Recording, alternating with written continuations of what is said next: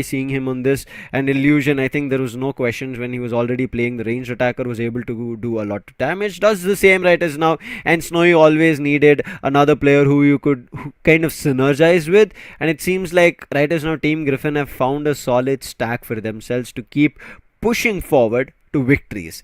625, 110 assist, as you can see. Nova tanking up all the damage coming through, making sure the players are always following him. Having the amnesia as well did cause a lot of trouble. On the other hand, I feel like Animator, his solar beam was damaging. It did do hefty damage, but as you can see, knockouts, not even a single one being found. It's all assists. I think that's where they had to do a little work as well. And then we see Genesis as well. He kind of acted as both an all-rounder as well as a defender, but it was not enough. Kirmada, I think this was a little bit of a weakest of links coming through. The Umbreon, it never felt like it was super active. Yes, Mean Look was being used. They tried to trap, but they were trapping the wrong Pokemons, I feel. It was all in all, I would say it was complete damage dealing performance from the side. We can see 91,000 on Snowy. He did a fabulous job with the liquidation. I really expected to see when I saw the Fell Stinger. I thought might be that he's going for the snipe shot, but no, it's not.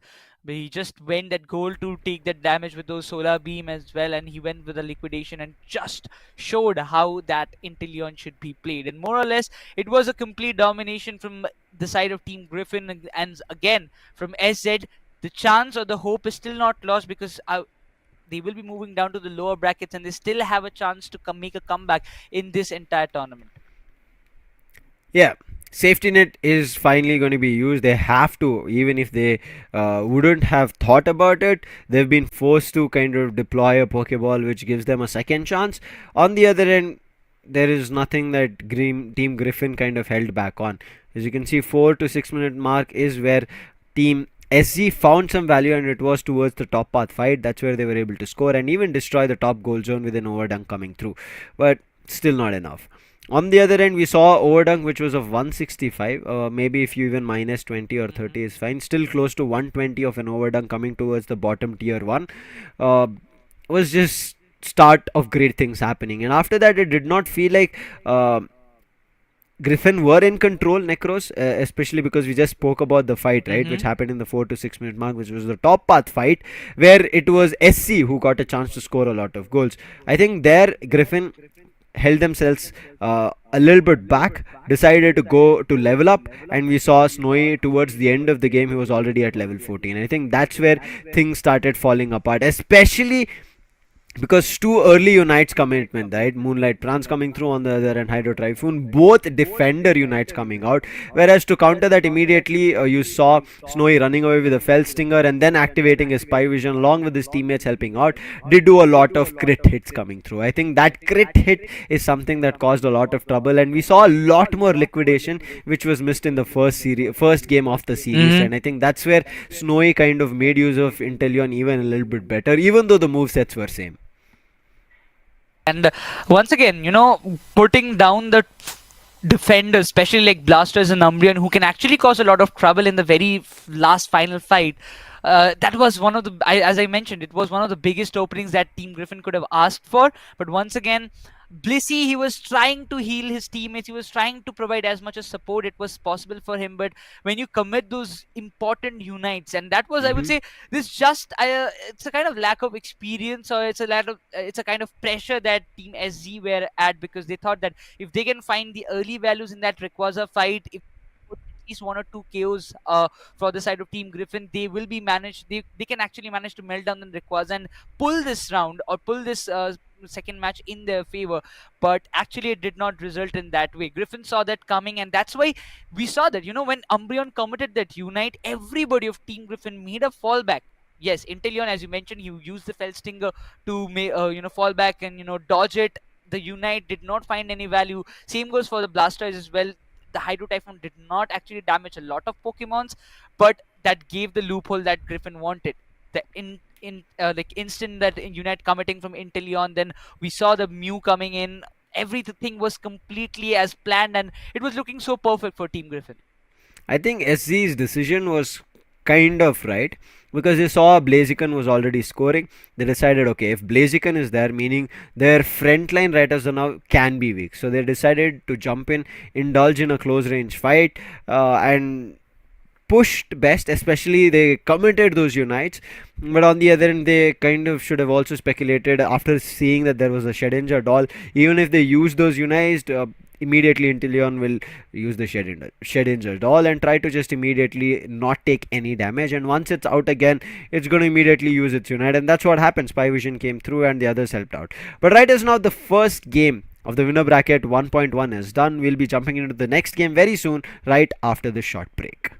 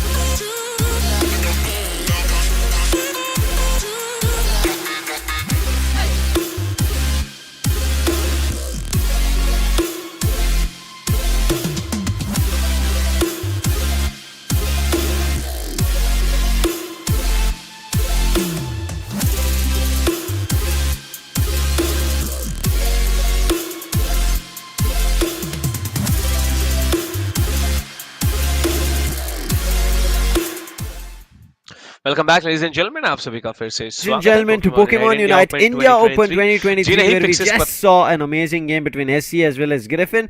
But joining me on desk right is now is going to be Raider, who is sitting on the back line. So, Raider, I want to ask you. Griffin said, Mm-hmm. irrespective whether it's the first game or it's a new team against us, we are going to give our all and take them down Yeah. as it's an usual game. How did it feel for Well, you just watching it? it was amazing to watch, to be honest. They have decided that they're going to play with the winners bracket in their favor. And that's exactly what they did. With the 2-0 in their favor in the BO3, it was an absolutely amazing match to watch, to be honest. I was like basically waiting for my chance to be here on the desk and eventually enjoy the whole matchup. But yeah, man, absolutely amazing performance coming in from Griffin. But yeah, I do feel from SZ's perspective, there was a lack of synergy coming in. Maybe they're going to figure it out and bounce back from the low bracket. That's what I we expect from them, round. I Yeah. think it's also those risks, right, Raider, when somebody decides, like, I'm going to use my battle item as well and move in to take a fight rather than Mm-hmm. saving myself, right? I think those kind of risks were actively being taken from the side of Griffin rather than on side of SG. I think their battle items, we rarely saw them that they were trying to save themselves. But as of now, we'll jump to the brackets as well to give you an idea of Let's what was go. happening. And you can see Team Griffin, they've made their way ahead and they will be fighting with, I would Ooh, call S them the tier. Indian champs, right? But the Indian champs have also had a change here. So their change, how is it going to be? SATL Esports, what are they bringing here new? And especially against a firepower heavy Griffin who are hungry for victories. Last time, I think Team Griffin did not have a great time to move ahead. They were very early on moved out of the brackets on the winner brackets. This was again, I'm talking about all the way back in India Open. When it was like kind of ex Marcos players. This time, Team Griffin have decided to start again the fight with SATL Esports. But what do you Mm-hmm. think, Raider? What's going to happen? The roster changes, the shuffles between that particular synergy is definitely going to impact a lot when it comes to performance. But other than that, I've already seen a beautiful matchup of Team Griffin, so I have to say Team Griffin is looking absolutely amazing. They're taking those risks, but they are being very fruitful at the same point. So I do believe the competition is going to be very, very amazing, and that will be an eye candy for us to watch. But apart from that, yes, even Institute Esports, apart from the fact that they were the previous champions, they have to fight back again. The roster changes that are there are obviously going to create a like type of situation where they might not be able to be that fruitful. But yes, Koki and Alim, the newest edition coming in from Messi Spurs, have to perform equally well so that the team retains their title of being the champion. I'm not too sure who is going to be able to retain things as of now. Now, Team SG, they yes will be pushed to the lower bracket, but they're still not out of the game. Let's Mhm. jump into the versus right as now of the game Let's on go. hand. Game number 2 here for the start of Pokemon Unite India Open 2023. We're going to be seeing a Team Griffin who just finished their game fighting with SATL Esports to continue maybe that victory streak. But I do like a face coming back to the sides of SATL who's going to be cursed. We saw this man doing a lot of damage, and especially I think players remember him for his monstrous Cinderace, right? A deadly player he indeed is when he picks that, and we see him lining up all Pokemons to being knockouts, fainting them, sending back to the Pokemon centers, and Nurse Joy, along with her Blissey, is in a lot of, I would say, work for that evening. And I'm pretty sure Cursed will be looking forward to making such move again. On the other end, we do Mhm. see Rex and Kyurem as well along with them, and Bacha as well. And we just saw brilliant Mew action coming in, so I will be looking forward to Bacha coming in on the Mew action again. But what do you think? I think we've not seen a big change except for Cursed coming back towards SATL's roster. But how do you think it fares? I feel once again that synergy power has to work out for Team Messi Esports because Griffin, yes, they are able to establish their dominance in the first matchup, but then again, they are going to fight against players like All Might, players like Curse, who are known to has create a lot of havoc in the game and eventually put their dominance in right over there in that 10 minutes in the particular Thea Sky Ruin. So I do believe, yes, it is going to be a very well hard fought battle coming in from both the Mm-hmm. individual teams, but at the end, who is going to take that winner bracket in their favor and who is going to move forward to the round number 3 is the bigger question, I believe. And yes, for that, the teams have to grind and eventually their performance has to be there in that particular 10-minute marker. that farming and eventually evolving a little bit early has to be there. Because if I try to recall the battle between Griffin and SZ, the fact that I was watching from the back end gave me a clarity that the evolution of the Pokemons was not that easy, and SZ was failing in that terms. But yeah, let's go to the draft pick phase as well, so that we have a clear perspective of which Pokemons are going to be there. But even before that, the van phase, one of the most interesting phase that I have to go with, I believe Inteleon is going to come from Team Griffin, and on the other corner, Zacian will be coming in for sure from Team STL. And there you go, the bans are here. Let's see what the picks are going to be, but right as now, Raider for sure, we are going to be seeing Battle of the Ex teammates happening here. Snowy and Ghoul on one hand. On the other end, we even see, I would say the whole lineup itself. Ghoul has played with SATL, Snowy has played with SATL, Snowy had his friends back in Marcus as well. So, a long journey that these players have come up through. I would say these 7 players, the other ones who are going to be causing a lot of trouble. Noah has always played against the likes of players of SATL, and this time he's still going to be doing the same. But picks quickly Ghoul, he does not give Badsha the chance of having the Mew. Immediately picks it up. Kyurem back with the Hoopa, and this is what I wanted to see. Supports who kind of do help in healing but can cause a lot of change in the game in terms of ripple of momentum while rotations are being done. With that, we even see an Umbreon, but Illusion immediately after showing us a wonderful play on Blaziken, he picks it up again along with Nova. Ooh, along with that, we do have a Delphox also coming in. That's interesting. We really have to see how that play is going to unfold. Badsha, phenomenal player to be honest, but then again, have to see how that phenomenal performance has to be there right now. And if you talk about being a speedster or getting a speedster, I do believe that Leafeon can have an edge. And Griffin, if I'm not wrong, was very, very good with it in the first match of the BO3 that they were able to face off against the team of SZ. So I do believe once again that output can be there. A Zirak or a Zorora is what I'm waiting at from Kerr's perspective. Let's see what he's going to go for. An Absol. Interesting choices. Oh wow, okay. This is what I was like kind of discussing when we were on the break. Seems to be there's a lot of changes that we are seeing, and I'm kind of excited to see what's more, because we see this Absol coming through. Leafeon is still there in the game. We finally end up seeing that this is not completely ranged attacker heavy, and I think so far here Pokemon Unite has not been to stuck to those individual Pokemons who can cause a lot of trouble. Makes things a lot more interesting. Preparation phase right now going on.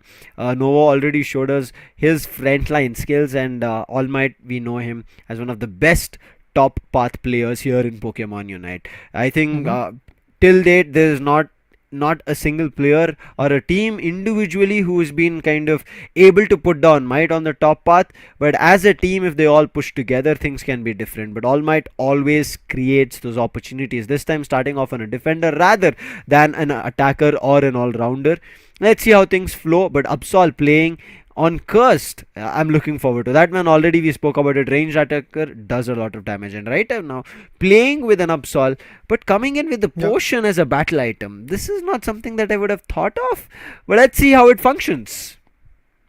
Yeah, I'd have to check out how that battle item and healer items are going to also function, because I did saw even a curse bangle also coming in. Those are the newer health items, but they are being delivered right now. But if you talk about the top lane from a City Esports perspective, yes, we have All Might, as you speculated, Lucifer, that this individual is going to go for the top lane and he's going to be a beast, and that's for sure what he is looking at right now. Through the bushes, he's going to put some damages onto those other two individual Pokemons that are trying to come, a Mew, and along with that, I do believe Blastoise is also over there. So yes, the damages are there, but in order to come back with the support, we have a Hoopa pretty close to that region, and that's exactly why the contest is going to go a little bit longer. For now, farming is going to be very important. That evolution, that leveling up scenario is going to be really very important. But at the same point, the EV is going to go for a goal. I think right as now, in terms of strategy, Griffin have put their Blaziken to evolve earlier, whereas SATL have put their Speedster. I feel like if SATL do not find that Speedster Absol activated, it's going to be a tough battle coming ahead. They've got the early scores right as of now. Cursed, he has both the buffs. Right now I'm waiting for 8 minute 50. And then we are going to be seeing the Altaria and Swablu fight happening. It does start. Looks like Blaziken wanted to take it all away, but ends up going down. The portal was not enough to find the heal. Nice hold coming through, and they find the initial KO. My bad, wait. It was the War Turtle, but it was Blaziken who did the damage. Yeah. Or Cumbuskin for now.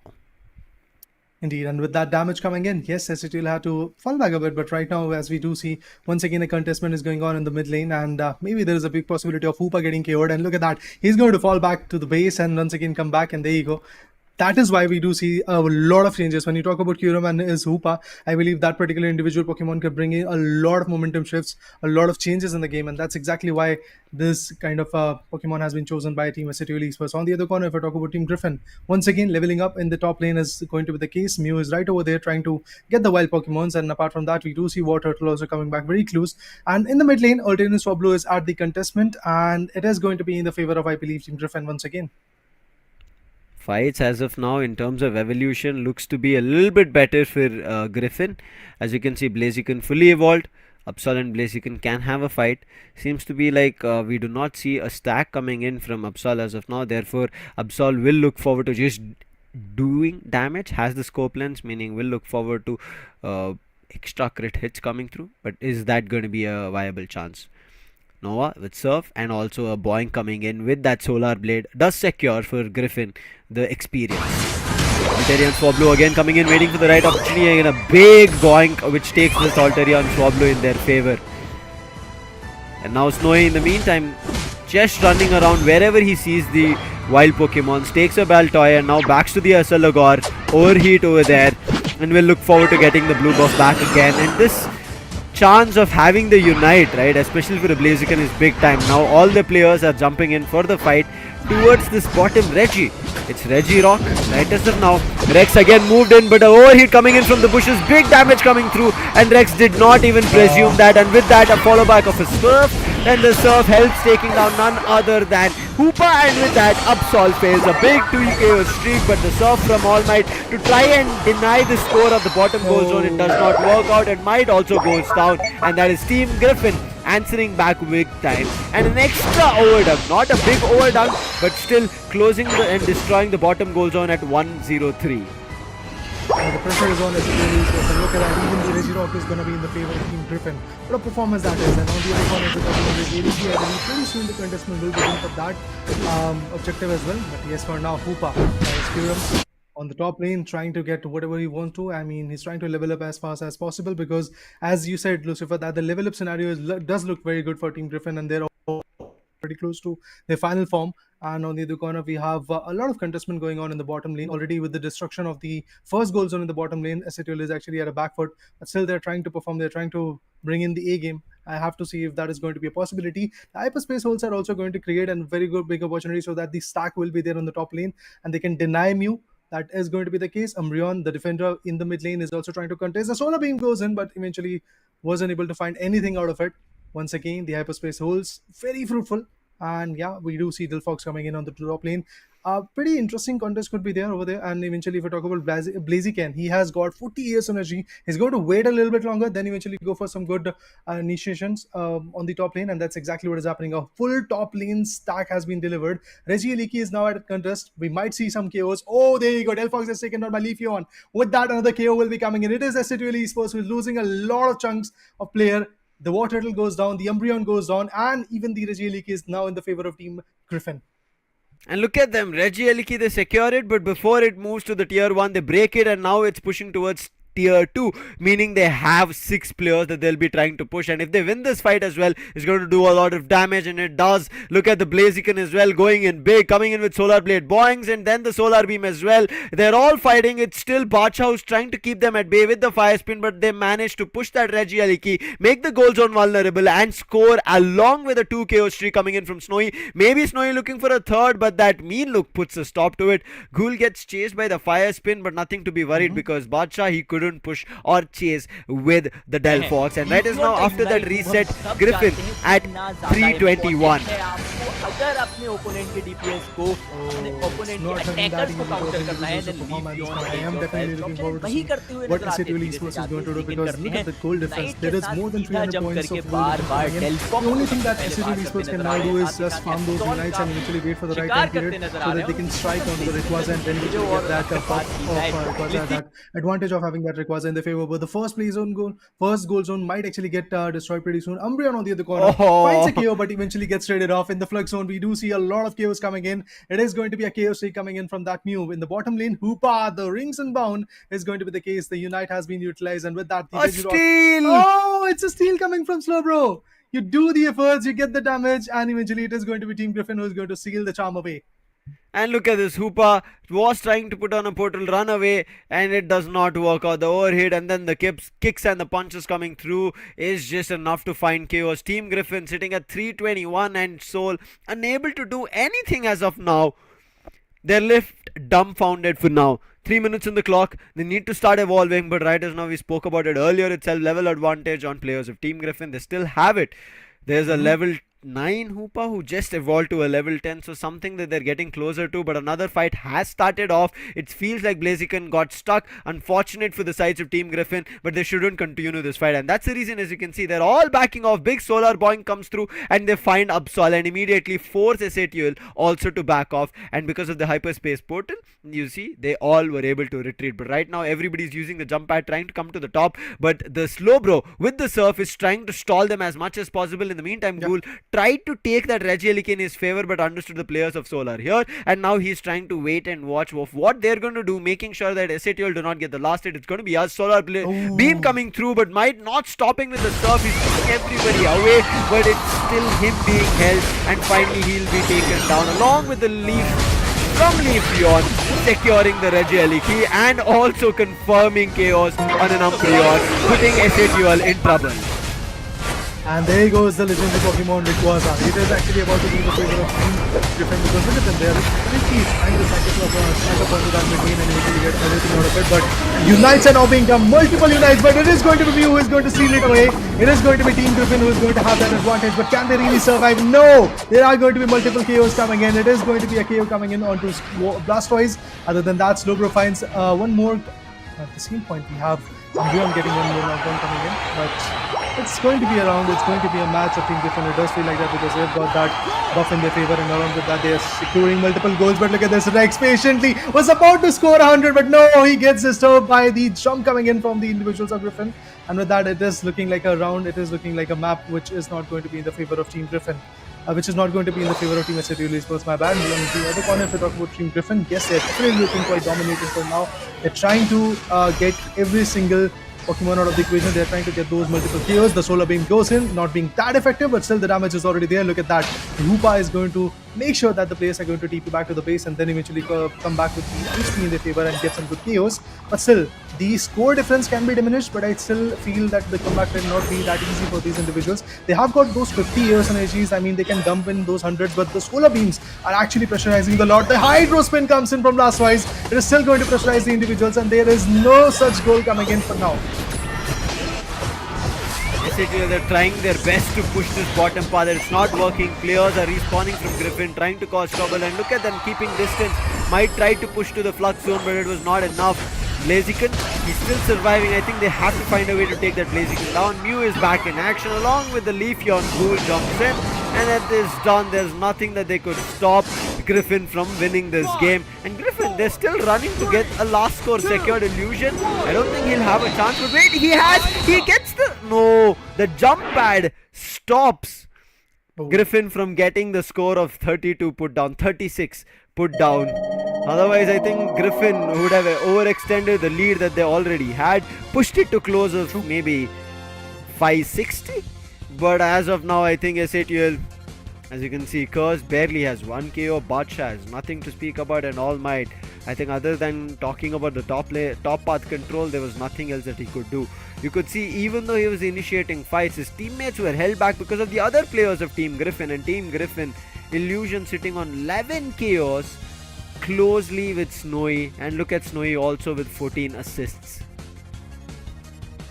I mean, the assist definitely looks good. I mean, Mikey on the other corner has got 15 as well. The scorecard definitely shows us that from the start it was Team Griffin which was trying to get everything out of the equation. There are not a lot of KOs coming in. Look at that, All Might was unable to find even a single one. Was able to give 3 assists, but that's all he was able to bring in. And another attacker from that particular team also failed to show that kind of aggression. It was Badsha, who was able to secure 70 good goals, but eventually, if we talk about the KOs, it is not at all there. When we talk about the support coming in, I do believe at that point Kuram was quite fruitful. He was able to completely change the momentum for a lot of time. Like eventually, you talk about those hyperspace holes which were able to give the advantage of those individuals who travel back to the top lane, and eventually they were trying to fight back. They were trying to contest the Reggie Eliki. They're trying to get the control of that top lane, but somehow Team SHL was unable to get the zest out of it. I want to ask you, Lucifer, what do you think about Delphox being chosen right over here? It was a good decision, but you could see Badshah was unable to connect anything right after his fire spin. He was putting down a fire spin, but after that we couldn't see the fire blast finding the hit. I think it was something that kind of didn't work in tandem, and even Cursed, even if Badshah was using anything before Cursed could kind of jump in, I think Cursed was either being hit with a stun or Snowy coming in from the backlines or the solar beam doing the damage. Even the Cursed surfs, couldn't find value. Pursuit did not work out. Sucker Punch did not work out. Unfortunate. Kurim tried his best, but I feel like before even rotation, we didn't even see fights that Griffin were letting SA2L take. They were immediately shutting them down. So the forces from SA2L were not being allowed to put into action, and therefore it did not work out as of now. A sad victory coming in from interesting victory coming in from victorious team known as Team Griffin. But on the other corner, yes, the fans from SATL Esports are going to be a little bit more on a sadder note, because look at that. The graph also shows that from the start it was Team SATL Esports who was able to get 14 good goals at 2-minute marker, but after that, like for straight 6 minutes, they were unable to secure a lot of points, and at the 8-minute marker they were able to get 30, and in the final circle they were able to, in the final stretch time to be precise, they were able to get the bottom lane goal zone, if I'm not wrong, bottom lane first goal zone, and that's the only thing that they were able to destroy in that particular scenario of the final stretch time. Other than that, it was a complete increase, a complete incline in the graph of the other team, Team Griffin, and they were absolutely adamant on the fact that they were getting all those objective Pokemons as well. For example, the Regis were in their favor, the Regirogs and the Regieliki. 2 times they were able to steal it away. Initially, if I'm not wrong, the Regirog was about to be in the favor of Team SHL, but somehow Slowbro came back and eventually was able to completely steal it away. So that is the kind of play Team Griffin was able to come back with. A lot of opportunities were being created by Team Griffin, and they were able to nail it out in their favor, and that's the best thing that Team Griffin did. But now they have to be consistent on this approach, because remember, it's a BO3 scenario. SHL has got the room to maybe win back again. It could be a situation where they can again get the second match and the third match in their favor. And I'm looking forward to see what Griffin has to do in order to be the consistent one. But yes, there were some small mistakes made by Team SHL Esports. That synergy part, actually, I feel kind of didn't work out, and they were not at the right place at the right time. And the top lane path, as you talked about, that All Might is absolutely phenomenal on that particular notch. So it is why the preparation was done by Team Griffin, and they were able to establish their own 2 Pokemons, which were being the heavy hitters, and also the support was quite accurate on that lane. That's exactly why they were able to get those outputs, and All Might was getting KO'd every now and then. I think main issue here also happened that on one end it was a speedster taking the buffs, and on the other end it was an all-rounder. All-rounder evolved, got better moves, and before I would say the speedster could have done or kind of indulged in a fight, Blaziken kind of did take away the wild Pokemons, the Indeedee and bunnies coming through, even the Baltoy and all, right? He was taking away all of it. So I think that's something that they had to look into, making sure that the Torchic to Combuskin to Blaziken, kind of that evolution should have slowed down. We saw by the time the Reggie on the bottom was spawned, the first Reggies, right, at the 7-minute, he was already at his Unite, so he was able to switch between kicking and fighting moves easily, and I think that's what troubled the players, and eventually the early Unites being unlocked from Griffin caused a lot of trouble before we could see anything. I think we ended up seeing the Unite being unlocked eventually when players started moving towards the first Reggie Eliki on the top, and you could see how disciplined the players of Griffin were. In the meantime, while SATUL decided to move up, tried to fight for Reggie Eliki, players from Griffin were taking their time and getting the wild Pokemon, that experience, to make sure that everybody else also unlocks their Unite moves. And by the time that SATL were about to confirm a Reggie Eliki, swooped in, Blaziken came through. Even though there was the fireworks put right on Reggie Eliki, it didn't matter, they were still able to secure. And then the second time, right, SATL thought, oh, there's nobody here, only one Slowbro, let's not fight with the Slowbro, let him survive, we will make sure we secure the Reggie for us. At the bottom, he uses a surf, takes that away as well, steals it away from them, and I think that's where SATL kind of started losing their confidence of finding secures, having an advantage over an Unite, and I think it did not do value. I think on top of it, maybe even I'm not too sure if I missed, or like Cursed kind of was in such a how would you say, in such a trouble and pressure where kind of he never was able to put down his usage of Absol to the best True. and also use the Unite. I think that's something that I missed. I did not see pursuits happening or even Sucker Punch kind of finding its target, but I think that's okay as of now because it was the first game as well, and we did speak about it. There are roster changes in Griffin. As of now, in terms of the circuit, they've been doing a lot of damage, Raider. Oh yeah, definitely. I mean, after getting the momentum in the first match, they were absolutely adamant on the fact that they are going to perform the way they did against Team SG, and they're going to even suffer the particular team known as Esports, and that's exactly what they did. Their choice of Pokemons was pretty similar to what they were able to choose in the initial first match, and eventually playing right now was also kind of similar. They were trying to conserve their Unite moves, and also at the same point, they were trying to evolve as fast as possible, and they completely took the whole control of the mid part, or should I say the jungle, by the all-rounder Blaziken, and that was the best part, as you said. So eventually, all of that situation worked out for them, and yes, it was a very interesting match coming in from Team Griffin. But now, if I talk about the player of the game, it is definitely going to be the guy known as Snowy coming from Team Griffin. He was playing with Blaziken, and look at the damage, 77,316. It's quite good, to be honest. Being an all-rounder, yes, he was able to take a lot of damage as well and also give in a very huge chunk, to be honest. 9 knockouts and 14 assists, score of 162 was able to be secured by this individual in just one match. So I do believe Snow is going to put in a lot of effort to really be there in the winners bracket. Ezetriel definitely has to put up a fight so that they can stay right over here. This is the versatility that Snowy just showcased us.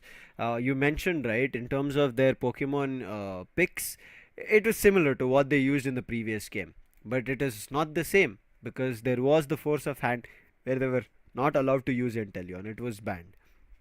And therefore, Snowy said, okay, Blaziken is something that I do want to pick. And we were just talking about it. Snowy kind of plays that long range attacker which does a lot of damage, otherwise the frontline all-rounder. And at both ends, he is a tough Pokemon trainer to beat.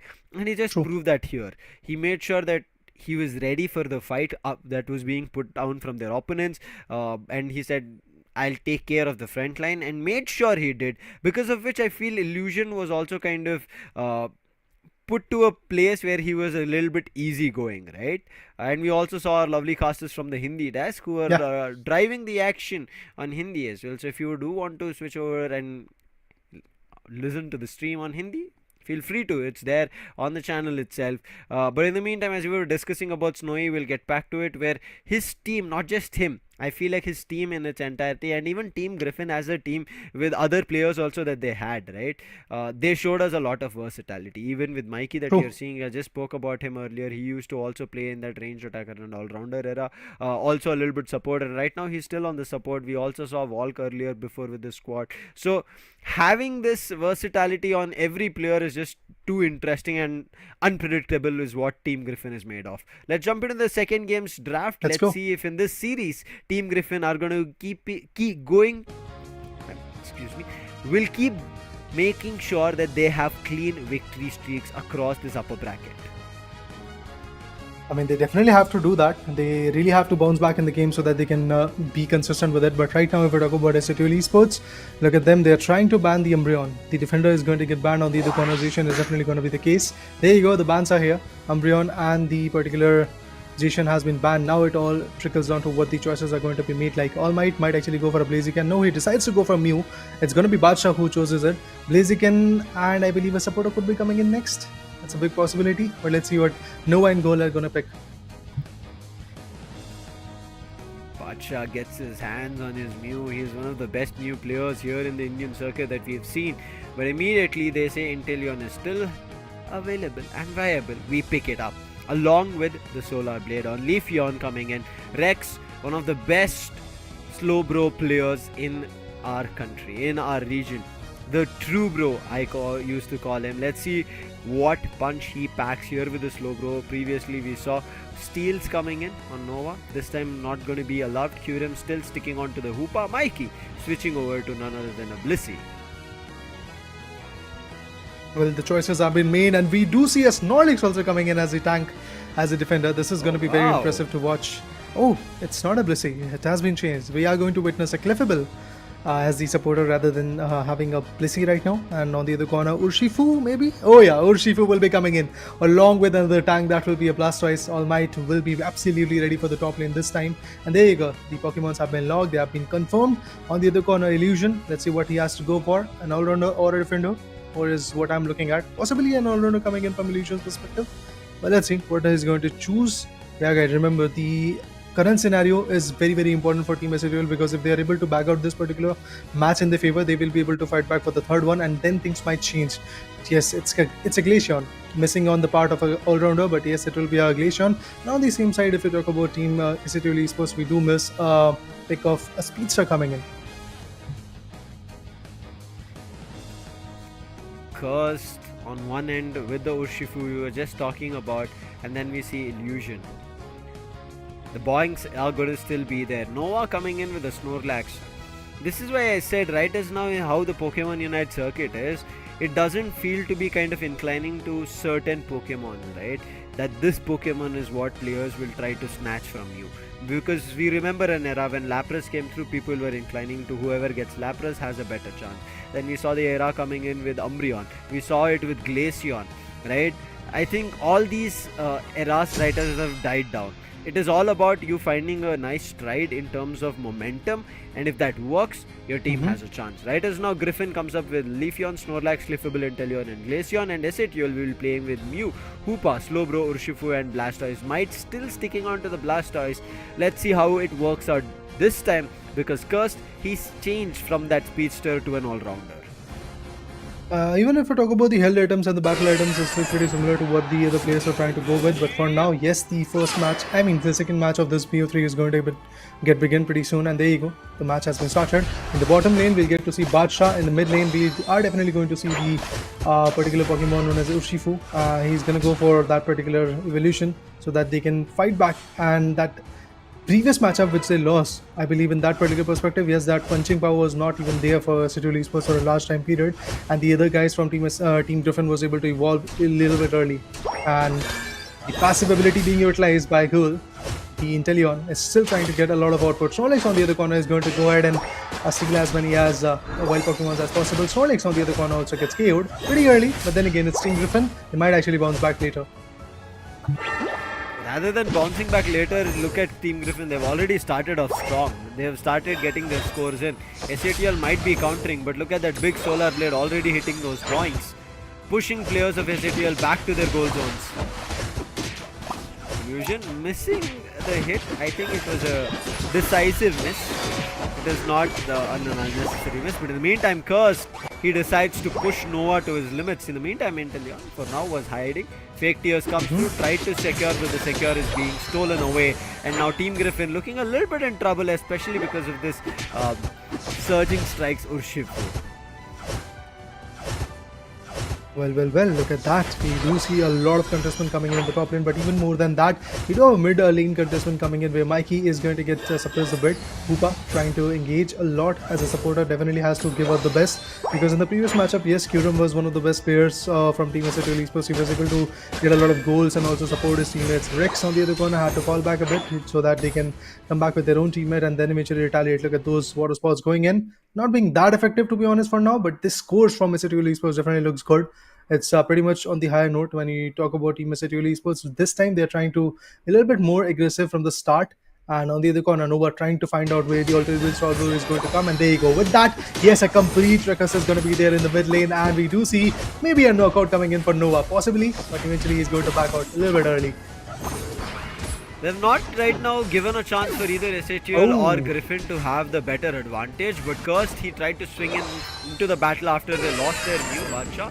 But Griffin, as you can see, Nova always pushing him to be in the front line is giving SATL a big time trouble. They're unable to get back in the fight. A big freeze trying to slow down Might, but Might knew what was coming in, immediately dodges, jumps into the goal zone. Right now Kyurem also makes his way to the top path.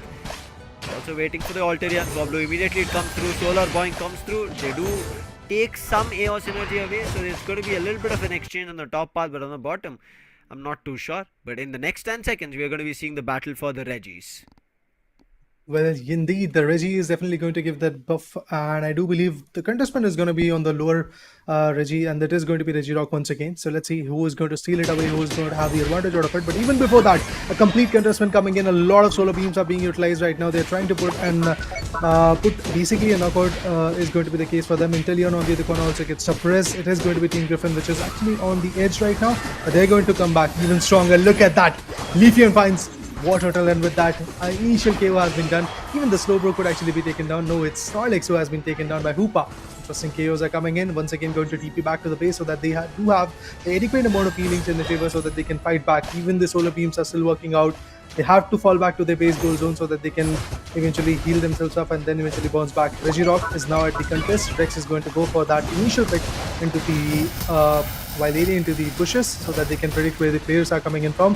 Snorlax on the other corner is trying to pressurize, but no, it is going to be a situation where Team SATL Esports this time steals away the Regirock in their favor. With that advantage, they might be able to put another set of scores, but Team Griffin on the other corner in the top lane, a complete different story has been written. They've destroyed the first goal zone and eventually have secured 106 goals, but that is exactly what Team SATL Esports was also looking forward to do in the bottom lane goal zone. Also, there's probably coming in. Things might change with that. The AS energies will be coming in, and also the level buffs might be there pretty soon because there is only Urshifu who is at level 10. Okay, finally we do see a Blaster is also being evolved by the player perspective of SATL Esports. On the other corner we have Inteleon and also the Leafeon, the Speedster, along with the Glaceon already at the level buff in their favor. The Regieleki on the other corner is contesting the top lane, and there is nobody to really support it, so it's going to be a time-consuming effort coming in from Team SATL Esports. Meanwhile, the contestant from the place of Griffin is going to go for the bottom lane, and there you go. A lot of the Hydro Spin coming in from Blastoise. Not just that, we might see some chaos. It is going to be Inteleon going out of the equation for now. Even the Cliffable goes out. They made a good decision of going for a bottom path fight, but they did not predict about the hyperspace hole, and now the Unite being used, it only comes down to a 9-hit, and therefore Snowy managed to survive, and his teammates also come in for backup. Along with the Moonlight coming through, they're running towards Curse. Curse is super low, but do they find a hit coming through? Kyurem helps with his portal, and therefore Curse survives, but Curse, does he get back into a fight? No, it feels like he's going to be using the jump pad, moving in a different direction. In the meantime, SATL players, they've managed to make a push on the top, keep the goals in their favor, and Team Griffin in a little bit of a trouble. I feel like their unites have not found value as SATL's has, and especially that bottom path jump that they did with the hyperspace portal. A stall again for the next 15 seconds because we're going to be seeing another Reggie spawning on the bottom, and it feels like Griffin are looking forward to a top path fight rather than a bottom one. Might is ready, but Might, is he going to read that there's somebody in the jungles or tall grass? My bad.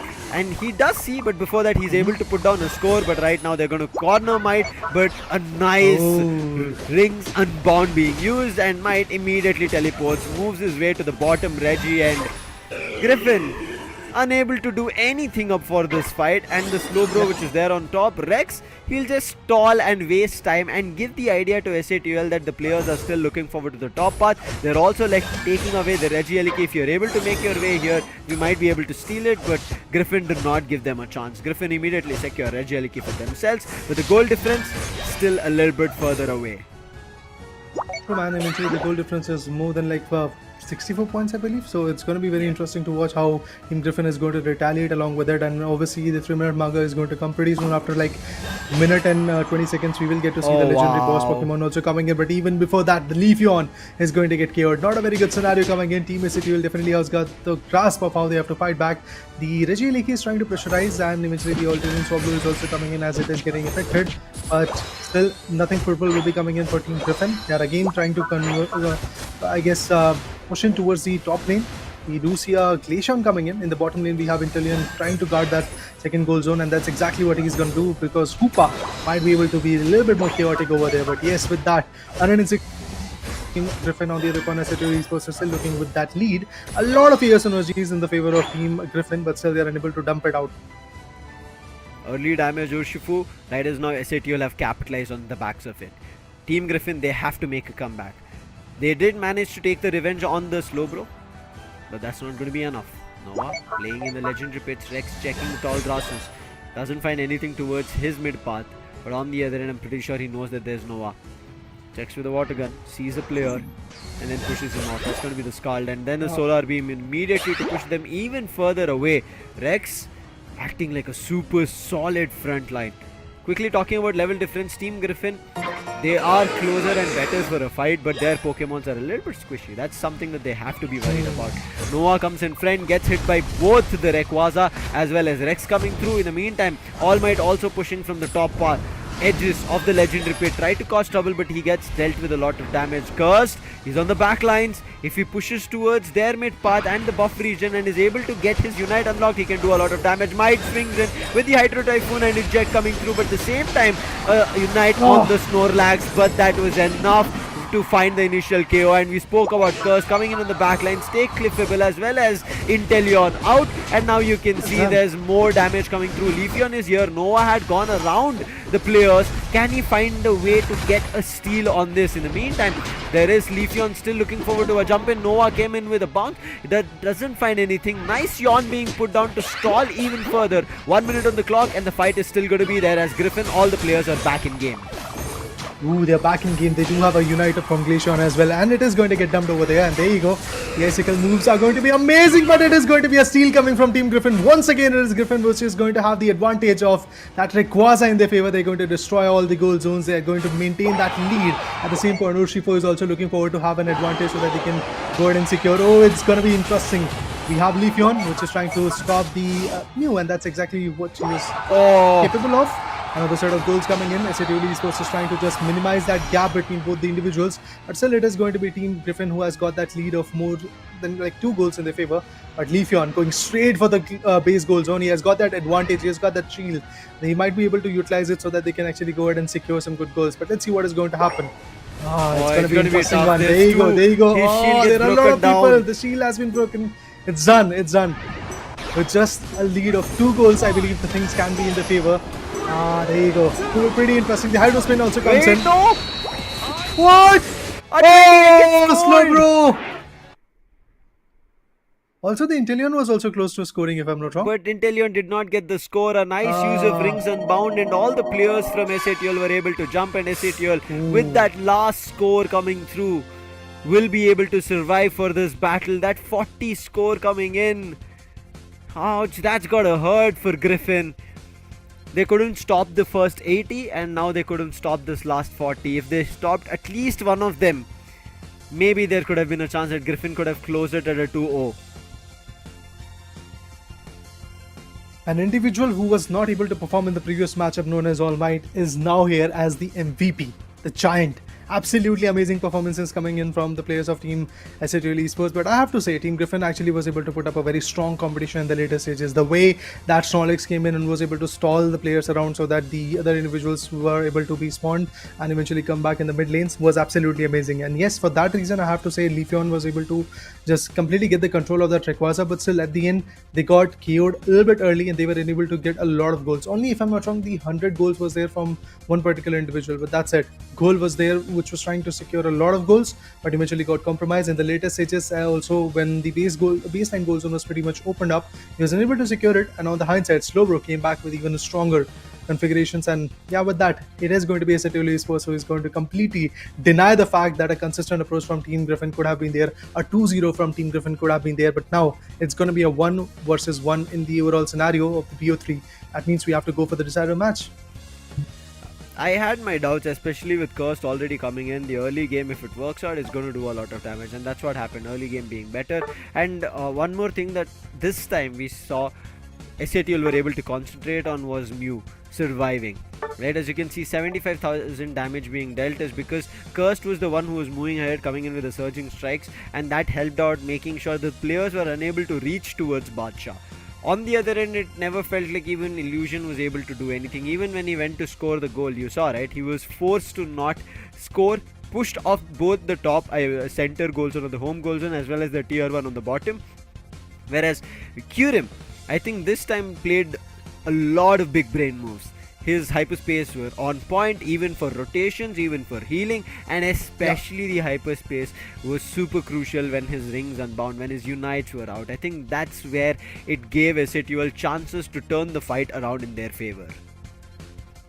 I mean, from the start, if you see SATL Esports this time decided to go for some leads in their favor. They were trying to secure many more goals, and that's exactly what SATL Esports was able to do. Yes, they did got a lot of KOs onto them. Even Team Griffin was able to capitalize a lot in the later stages. But still, I have to say, once again, a very interesting combined effort coming in from Team SATL Esports. They knew that even if the Rayquaza got out of their hands, they can easily capitalize due to their level buffs, and they can easily break down those shields of Rayquaza and get the advantage of taking down the players and getting those KOs in their favor. And that's exactly what they did. You can see in the graph as well. Initially, it was SATL Esports all over. From the start of the game, they had 36 points, and then Team Griffin was stuck at just 16 points in their favor. But from there, story started to change. It was a lead for a brief time period for Team Griffin, but then again, some interesting goals came in. And also, if you talk about the objective Pokemons, the Regirock and the Regice was in the favor of Team SATL initially. But if you talk about the Regielekis, every single time when the Regieleki spawned, be it the 7-minute marker 1 or the 5-minute marker 1, it was in the favor of Team Griffin. They were able to establish a lot of pressure onto the top lane,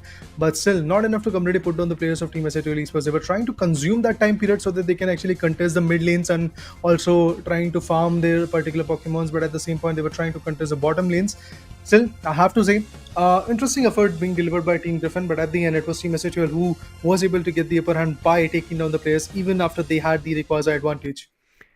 I think right as now Griffin, even though they were able to put up a fight while they had trouble from SATL because of their attack heavy side that they were able to force, something that Team Griffin would have kind of wanted to counter early on, but they did not get the chances. Even though Leafeon jumped in or swooped in to do damage, you could see Leafeon was immediately being stopped, being hit, and I think the major fact was Leafeon was also not being allowed to run back, and the Team Griffin eventually realized that, along with I think them not being able to find value or even on their defender, right? We saw those heavy slams coming through, but after that immediately the yawn, only we saw its value towards that end where they were able to take the Rayquaza shield towards their favor. But even after they took that Rayquaza shield, you could see, right, players from SATL were ready to counter it. They broke the shields, did not allow them to score towards the home goal zone as well as all the bottom tiers. They were able to somehow manage to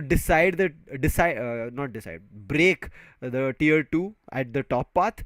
I think that's something that they had to do with a little more chaos energy. We saw them doing it with 50 plus I think around 80 96.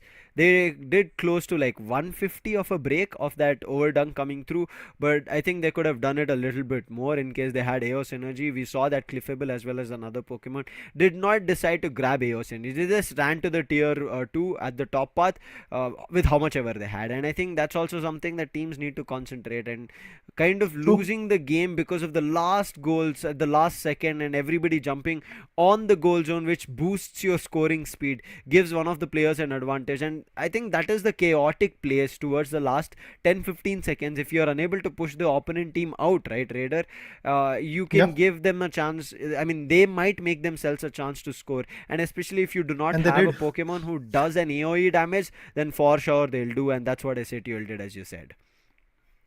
Amazing performance coming in from Team SATL Esports. They timed it rightly, and even after the Rayquaza advantage was snatched away from their hand, they decided to look for an advantage area where they could have easily choked out the players, and that's exactly what they did. From the perspective of Team Griffin, yes, again I have to say that they were unable to collect all those EOS energy so that they could have made a larger dent onto that particular goaling scenario. And if that would have been the case, maybe a 300 or 400 plus goals would have been preferred for that particular individual, because there is going to be a stance. Even if I'm not wrong, Team SATL had their Leafeon, so they could have actually utilized it. Not SATL Esports, I mean Team Griffin had their Leafeon. It was a speedster. They could have utilized that particular individual to go for a sneaky goal coming into the top lane goal zone or into the bottom lane. And Leafeon actually tried to go for that goal in the mid goal zone, if I'm not wrong, in the base one, but eventually got KO'd because of the guard that was coming in from Team SATL Esports. So yes, SATL Esports was pretty adamant on the fact that now the other team has got the advantage. We have to deny it, and in that terms, we have to completely safeguard our goal zones. They were able to do it very fruitfully, to be honest. Yeah. One thing that SATL were doing was those quick position changes, right? It happened especially towards the top Regieleki once it was taken. Yeah, I think in first game they were unable to do it because it was just Griffin jumping on them. But in this game they said, let's just forget of what happened on game 1. We'll jump into game 2 and go for a reset. And I'm pretty sure people are getting those vibes of what we know SATL of. They were known as the reverse sweep Kings, The comeback right? kings. The comeback Kings coming through. So I'm not too sure. Might be calling it too early. This is just the first game, and SAT will already have a little bit of a trouble. Their ship was a little bit dicey towards the sinking and moving towards the lower bracket. And immediately, I would say, got their reins back in, controlled the helm, and now they're not. I wouldn't say they've passed the tides easily. They are floating in the right direction.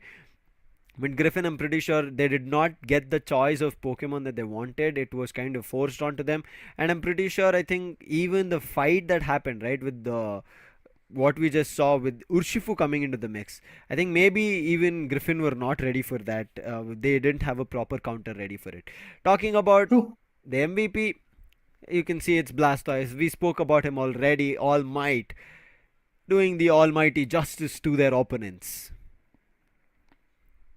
Well, indeed, All Might definitely bounced back in this particular game. In the match number one, yes, he struggled a lot. He was unable to get even a single KO, but this time he was able to get one knockout and eventually was able to dish out 5 assists as well. And as you said, Lucifer, that even if Team Messetrial Esports is able to win it, they were not that comfortable while winning it because it was a close contest going on. That last goal coming from Slowbro was the only thing that saved Messetrial Esports in this particular scenario, and that's why they are still here in the game. Other than that, maybe in the lower bracket they could have gone because of the scenario that they were trying to play up with. And they lost the Rayquaza control, which was again kind of very interesting to watch because they had all of those situations in their favor. They were able to get, if I'm not wrong, 3 to 4 KOs onto the players of Team Griffin. They had a clear chance to really dominate on that Yeah. particular scenario, but just one slow bro and is on changed everything.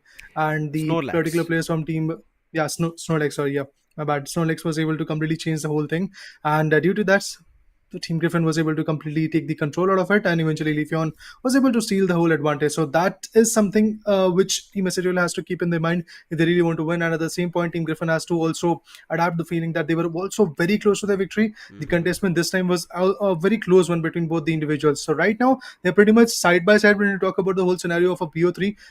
Whoever gets this next match is going to be the winner. Whoever gets it is going to be in the winners bracket, and whoever loses is obviously going to be pushed down to the lower bracket. And I don't think the teams really want to go over there. I think Griffin still stands a good chance of winning it, maybe because of their True. victories in the previous games, right? They took it a little bit lightly, is what I feel. Let's jump into the draft and we'll try to break it down even further there while we see the Pokemon choices coming in. You could see, right? You spoke about it, we saw it happening. That the score that they tried to do, they did it a little bit earlier rather than waiting for the clock to run down. And I think that's where they gave the obvious idea that, hey guys, come on, somebody will try to score, and they were able to lose their shields. Coming back into the game, as you can see, it's going to be a ban on an Umbreon coming in from SATUL, and on the other end, Griffin banning the Zashi. Pretty similar bans to what we witnessed in the previous matchup. SHUL has banned the Umbreon and Zacian has been going to be banned by the players of Team Griffin. Interesting one, but eventually Badshah once again going to stick to his Mew. And on the other corner, Slowbro will be coming in from Nova's perspective. Illusion might be sticking to the Leafeon. And yeah, there we go. Again, a Leafeon will be coming in from those individuals. Impressive play. Have to be there. And if you talk about the held items, they are also trying to stick with the same composition. If we talk about Team Griffin, the float stone is going to be there. We will get to see a little bit more interesting approaches coming in the later stages. But we have a Hugh Hoopa. Kyurem was absolutely amazing from the start with the Hoopa. I don't know which particular Pokemon is going to choose this time. It is going to be a Clippable. Interesting choices. And also a Trevenant coming in from Rex. So yeah, things are changing for even Team SUTL Esports. They're trying to go for some different Pokemons on the other corner. Pretty similar composition for the players of Team Griffin. They have chosen a Slowbro.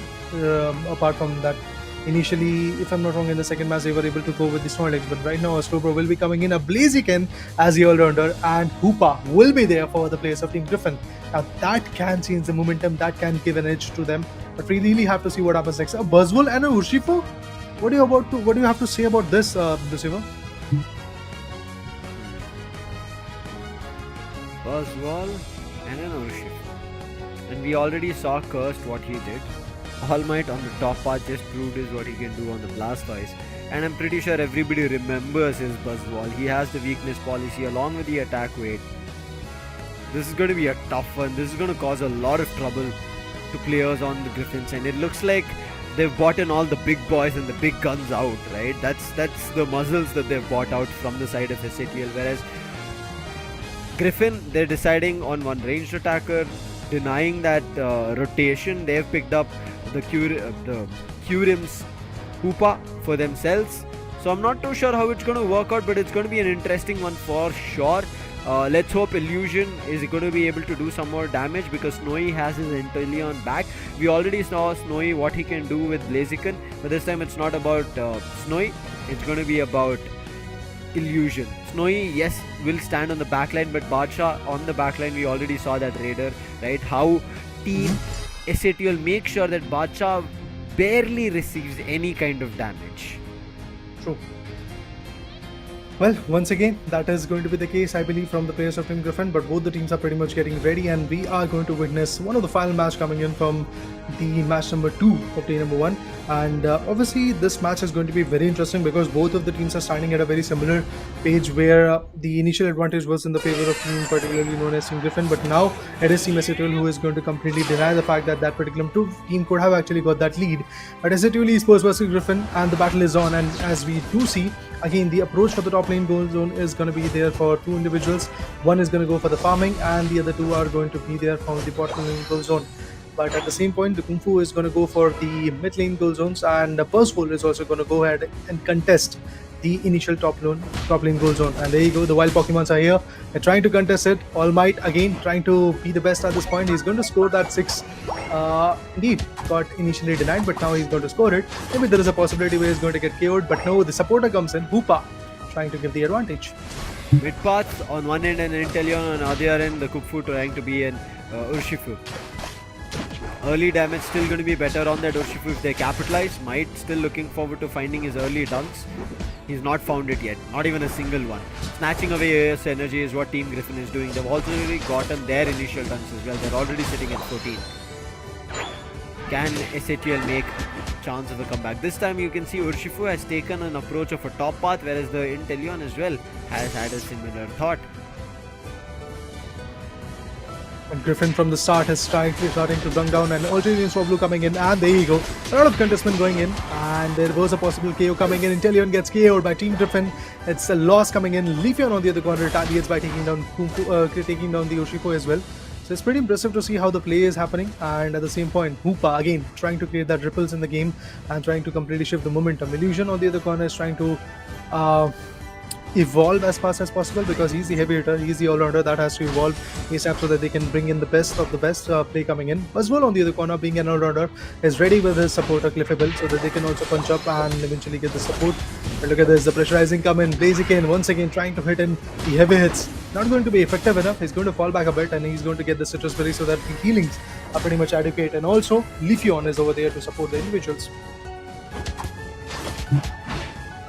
Early game still in control for Team Griffin.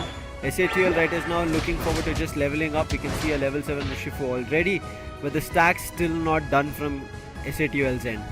Urshifu has moved to the bottom path, so has the Inteleon who's on 7, but the Leafeon has also evolved to level 7. This can cause trouble. Hyperspace Hole also on the ready to change the fight. Nice hit coming in from Snowy. Finds Curse, barely surviving his Curse. He runs away with the surging strikes, but puts his teammate in trouble, and the Trevenant gets wiped. Oh, the Trevenant is now in a very tough spot, and obviously he has been wiped as you said, but the Ulterior Swablu is once again at the contest. Even before that, dunk of 11 good goals will be coming in from Team Griffin. It's the Slow Bro at level 6 which is trying to get the output, and there you go, Trevenant back in the form, trying to get the right output. The players are also going to fall back a bit due to the Hoopa. Yes, that advantage is definitely going to be in the favor of Team Griffin, and I do believe as a Esports, if they could have chosen the Hoopa along with the combination that they still have got, I do feel that their edge could have been there in the favor, because Kyurem is absolutely phenomenal with that Hoopa. But for now, the bottom objective is now at the concern. It is going to be the Regi Ice this time, which is going to be there, but Leafeon is not going to leave the Cliffable that easily. It's going to put him down. The Solar Beam comes in, even the pressure will be coming in. Not just that, with that we do see a lot of utilities being done, and a Unite also coming in. Right now, fight working out better for Team Griffin. We even saw the Spy Vision Surf takes down Urshifu, and that's trouble. Amnesia coming in, heals, and now they know they cannot take down a fight against this Slow Bro. Is going to cause a lot more trouble. They've somehow found a way to snatch this Inteleon away from the battle, but Hoopa saves, and Snowy survives with the Felstinger immediately running away. What a save coming in from Team Griffin to make sure that the experience that Inteleon had is not given away for free for SATL. Oh man, this is not looking good for Team SAT Esports. The players are getting KO'd, the level buffs is not there, but this time they are definitely going to take the advantage of getting that mid lane Australian Swablu. And along with that, we do see a contestment between Inteleon and Vegiriki for the top lane. Along with that, Buzzwole is also pretty close. Another Solar Beam is going to get utilized, but not a lot of effectiveness will be coming in. Blaziken on the other corner is also getting damaged a lot. It is going to be clippable. Buzzwole along with that. Oh, nice jump. The Solar Beam comes in. There you go. Buzzwole finds Hoopa. The supporter is done and does it. That is not going to be fruitful enough for players of Team Griffin anymore. But yes, look at this. Again, a lot of interesting approaches. Leafeon finds another one. It's going to be the Buzzwole. Along with that, Blaziken finds Clippable as well. Two good Pokemons for Team SAT Esports has been KO'd for now, and Team Griffin is once again going to find a lot of AOS energies out of it, but they're still unable to make a move to the first top lane goal zone so that they can actually go for those scores. But yes, the main concern for now is going to be taking that advantage of the Vegiriki, and yes, they got it. It's Blaziken who was able to completely have that advantage. A lot of Unites are once again going to get dumped, but the players are getting KO'd back and forth. It is going to be Treminant who is going to find one. Inteleon retaliates by taking down Treminant as well. Inteleon also gets picked off by the Urshifu. Rings and bound. It is going to be the Hoopa trying to get the right output. Noah chasing, nice one coming through. He wants to go for a 40 score.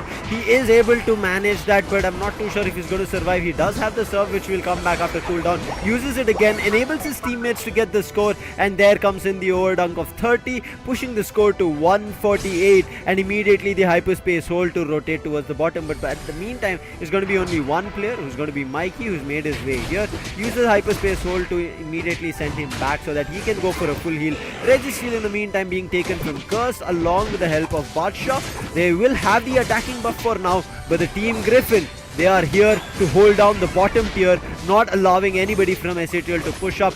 Noah, he's trying to hold it off. Rex trying to score in the meantime. The serve will eventually put a stop to him. In the meantime, Snowy also moves in, comes in with the Fell Stinger as well. But the fly being used here as the Unite. In the meantime, Might chasing out Illusion. Hyperspace Hole comes through. A nice grab coming in with the superpowers coming through. Is not going to be enough, as it's going to be countered with the Unite move on Leafeon. And Might is put down to rest. In the meantime, his teammates, they have decided to take a fight on the bottom path. Find the first KO, but the Spy Vision, it has been enabled. Does it find anything? Not as of now. Urshifu goes big as it finds the Hoopa as well, along with Inteleon. SATL slowly are getting back to strides of making moves in the right direction. A big solar beam, but Blaziken barely managed to survive and get the blue shield.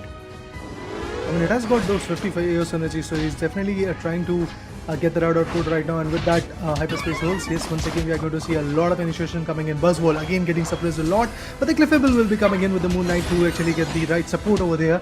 Even the Alternate Swap Blues is now at the concern. The right side team is in the lead. That means Team Griffin is the one which has got that lead, but not a big one, to be honest. Exactly what SATL Esports was able to get initially in the previous matchup, the match number 2, and Team Griffin was surviving at 106 points if I'm not wrong, and SATL was there with 170. But this time it is Team Griffin which has got that upper hand. They've got 44 more goals, and the lead definitely is going to be favorable. The serves are going to be there from Slowbro, trying to completely deny the fact that the players are trying to conserve their energy. But at this point, Vegiriki is going to get concerned. The Inteleon with the passive ability is going to be over there. And there you go. The Vegiriki is about to get completely melted down. And if that happens, yes, the whole scenario is going to be in their favor, because look at that. The whole top lane goal zone is going to get contested in another set of 18 seconds. We'll get to see the legendary boss one, the Rayquaza coming in. Even before that, I believe depleting all the abilities and also the unites can be the case. The top lane goal zone is pretty much opened up. Blaziken is trying to be over there so that he can score a set of 100. Not too sure if he can, but he's moving. All Might is waiting as it's a trap, but he also has Fire Punch and Flaming Kick. But looks like Might is going to grab him, but wait, he fails. The 100 is going to come through. Might is unable to stop it. In the meantime, SATL will only be able to keep control of Rayquaza Pit, but not a fight. Might trying to chase him on the top path. It's not working as of now. In the meantime, Noah also trying to annoy, and this is the one we talked about. Focus Blast. Might gets a hit, and Might is a little bit confused. In the meantime, Noah finds a KO on Badshaw. That's a big KO being found as they lose their ranged attacker. Rex also looking super low. Come in with the rings unbound and calling in Blaziken. Another KO being found. It's all up to the last two. It's going to be Trevenant and Urshifu. Urshifu barely surviving, gets the hit from the Hoopa, and it's now to one last player, All Might. He tried to use his Unite, still trying to survive, but Snowy puts him to rest, and it is going to be Team Griffin without any trouble securing the Rayquaza for themselves, as well as winning this game mostly because there is only the bottom tiers left. Everybody's running towards Badsha. Badsha again tried his best, moves away with agility, but not as far as possible. Players have already spotted him. In the meantime, Snowy, he already gets closer. Make sure that All Might doesn't grab him, and hundreds being scored from his teammates, and that's a 468 coming through, and SHUL, unable to do anything in this series, will be pushed to the lower bracket. I mean, they don't even have those Eos energy so that they can actually reach out to the first top lane and eventually the bottom lane goal zone so that they can actually have some dumps of their own. And it does feel like that it is going to be Team Griffin with a large amount of score. I do believe it can go up to 700 possibly because they've already secured 582, and there are some players who are still trying to dunk it down, and there you go. 640 coming in, all thanks to that Leafeon in the later stages. Inteleon once again trying to be the best at this point, trying to get the right output, but he gets damaged a lot. There could be a possible KO coming in pretty soon, and there you go. Inteleon gets KO'd. 32 goals coming in from the individuals of HFPL Esports. Thanks to Griffin, we have one of third of two more, but Leafeon is on fire. Look at that. Multiple KOs coming in. Hoopa finds Urshifu as well. With that, the final whistle has been blown. It is going to be Team Griffin who is going to win this particular matchup, and they are going to move forward in the round number 3 in the winners bracket. On the meanwhile, we will get to see SHUL Esports fighting back again, possibly as the comeback kings from the lower bracket to the winners one. Yeah, this is going to be a big journey here for SHUL. The main reason being here, I think the stack not being allowed from Team Griffin. They were able to steal those wild Pokemons away, as well as making sure that the attack weight stack which was on All Might never was kind of put into fruition. Curse on the other end had just the weakness policy, no stacks coming in, and I think that also ended up being not working out. Whereas on the other end, the stack from Ghoul was being done continuously. His attack weight worked out. Illusion made his attack weight work out. Therefore, their damage output was big coming through. As you can see, Snowy with 4 knockouts, Illusion coming in with 4, but Ghoul has 8 on the Speedster. That Solar Blade boings were big, and Badsha this time, even though his solar beams were big damage dealing moves, it was not finding value because his teammates were taken to low HP and they were running away. So Badsha's solar beam was used as a cautionary or warning move rather than an aggressive attack move which does damage, and his teammates are able to capitalize on top of it. I mean, I don't know what is happening to Team SHUL Esports because they're able to deal that damage. They're able to dish out those damages, but then eventually they are not able to get those KOs. And that is something where Team Griffin has got an edge, because their players are a little bit aggressive and they're also dealing the damage. They're also getting the KOs, their assists look good, and eventually the supporters are also working out. Not that effective when you talk about Kyurem. Look at him. Whenever this guy plays supporter, I mean, usually he does that role of being the supporter for the team, and whichever Pokemon he chooses, his support area, his recovery looks absolutely phenomenal, and that's exactly what is going to happen for Kyurem in the third match as well. But at the end, I have to say that Hoopa pick coming in from Team Griffin definitely saved the day, because there were a lot of hyperspace holes, so there were a lot of rings and bounds coming in, which was able to completely change the whole game. Even in the last battle, if you talk about the final stretch, exactly those rings and bound, and along with that, a lot of ultimates being dumped, even from Goal, even from Illusion, helped them a lot, and all of that situation helping them to stack up, helping them to be back with the right HP when they were getting damaged by the players of SHUL Esports was absolutely amazing. So I do believe the mistake that SHUL did in this particular matchup was kind of a mistake where they were unable to get that Hoopa in their favor. They had that Hoopa, but they switched back to Cliffable. I don't know how fruitful it was. Yeah, as you see, right, that chance of picking up an Hoopa and they decided not to did not work out. We spoke about stacking. You see, All Might has no stack at all, not even a single one. And that's where I think the game control was taken. If All Might had a stack in the early 0 to 2 minutes, even 1 or 2, then I'm pretty sure when Urshifu also finished his mid-path buffs, right, there would have been a top-path fight coming in the early game for the Altaria and Swablu, and we would have seen one or the other players getting KO'd, and maybe SATL would have had the advantage. It did not work out, whereas on the other end, you can see here, from the start, Ghoul decided to keep his early stacks. He got his early stack and also did not give his KO away. He immediately moved away. So I think this is something that team understood, and Griffin decided, okay, let's not let SATL enable themselves. Let's not give them a chance. Even though there was that one instance, if you remember, right, when they were taking the Registeel, they all decided to go on the top path, understanding that Cursed again is back on that. Urshifu does have the chance of having the Unite, so let's not give him a chance to take us down because of the Unite. There was also an instance where Snowy was taken away with that Horn Leech coming through and the Wood Hammer. He was almost trapped, but if not for his Fell Stinger, I think maybe he could have also been wiped out, right? This situations of Team Griffin understanding that they should not give away the level that they have taken and the experience that they have as a Pokemon towards the side of SATL worked out for Team Griffin to close the series. Might not be the cleanest of series here how they started today, but they'll be more than happy that they've pushed SATL down and they are going to be in the winner bracket, surviving for a lot more battles. So man, definitely that edge is going to help them a lot, but apart from that, I have to say Team Griffin was able to completely read what the other team is capable of and what they were trying to bring in into the table. They were unable to get the Hoopa in the first two drop picks, but this time they saw that Kuram decided to go for a Hoopa, but eventually switched to Cliffable. At that point, they knew that what they have to do. They got that best supporter in their favor, which can completely change the momentum, as you initially said before the match got started. It actually changed a lot of momentum. There were multiple times where SATL Esports was completely about to destroy the Pokemons, or completely about to get the KOs in the favor. They completely want to melt down those particular Pokemons, but what happened? That Hoopa advantage. The momentum got shifted, the Rings Unbound was there, and apart from that, the Hyperspace Holes was absolutely effective. Whenever the players from Team SATL Esports was trying to completely have the advantage of pushing down the bottom lane, there were Hyperspace Holes coming in, which were able to completely bring in the whole team to stack up onto the bottom lane, and that's how they were able to tackle for the Regirocks, for the Regirikes, for the Regiice, and also for the Regieleki, which was the top lane objective, which was quite good. And yes, the usage of the right Pokemon at the right time was absolutely amazing. Even in the last phase, if you talk about the final stage time, the way Team Griffin was able to stack themselves up was something very fruitful for them. And due to that, yes, they definitely had the advantage of initially getting all those KOs, because that is the one mistake that they did in the previous matchup. If you guys remember, they were unable to get the KO, they were able to melt down Rayquaza, and then instantly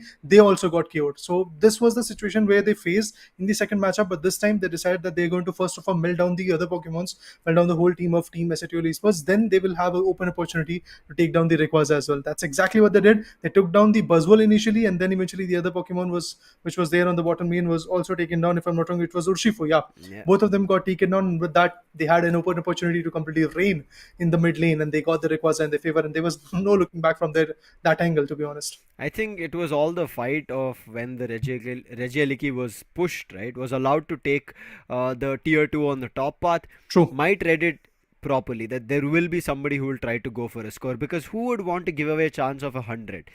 But he presumed that it might be one of the ranged attackers who will be easier to grab and squishier to kind of find the KO on. He did not maybe presume that it will be a Blaziken. He saw the Blaziken, he tried to stop it with his superpowers and all, but it did not work out. Immediately we saw 100, and after that we even moved to that top path fight where you could see Blaziken comfortably holding it out. Then the Hoops Unbound came from the Hoopa Rings Unbound came, he teleported, and Might was left all alone stranded, and his teammates one after another started falling apart. But right now SATL still have a chance, so do our next upcoming game, which is it going to be all after a short break.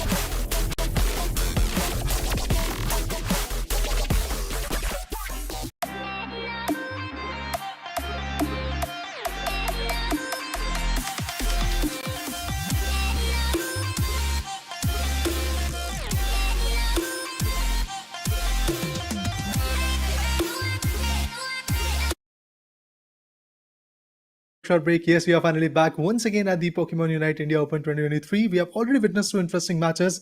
My name is Raider. We do have Necros back on the desk, and oh man, what a show in the previous matchup. A close cutthroat competition between SATL and Griffin, but at the end, it was Griffin, which is going to have that grim face in their favor, and they got that advantage. I mean, before everything got started, from the very Hmm. grassroots level of where Pokemon Unite started in India, Team Yeah, Griffin was that only team where we had seen, Volk and a lot of players being in the top-notch form. They have performed tremendously in the past, and that Team Griffin tag always comes up with a big responsibility on every player's true. shoulder who actually, plays a part in that entire team. So Team Griffin has always been one of the strongest teams in India, and I would say if it was a complete org, I would say this would have been the best org for Pokemon Unite. But once again, the players are proving the worth of the name that they have got the responsibility of.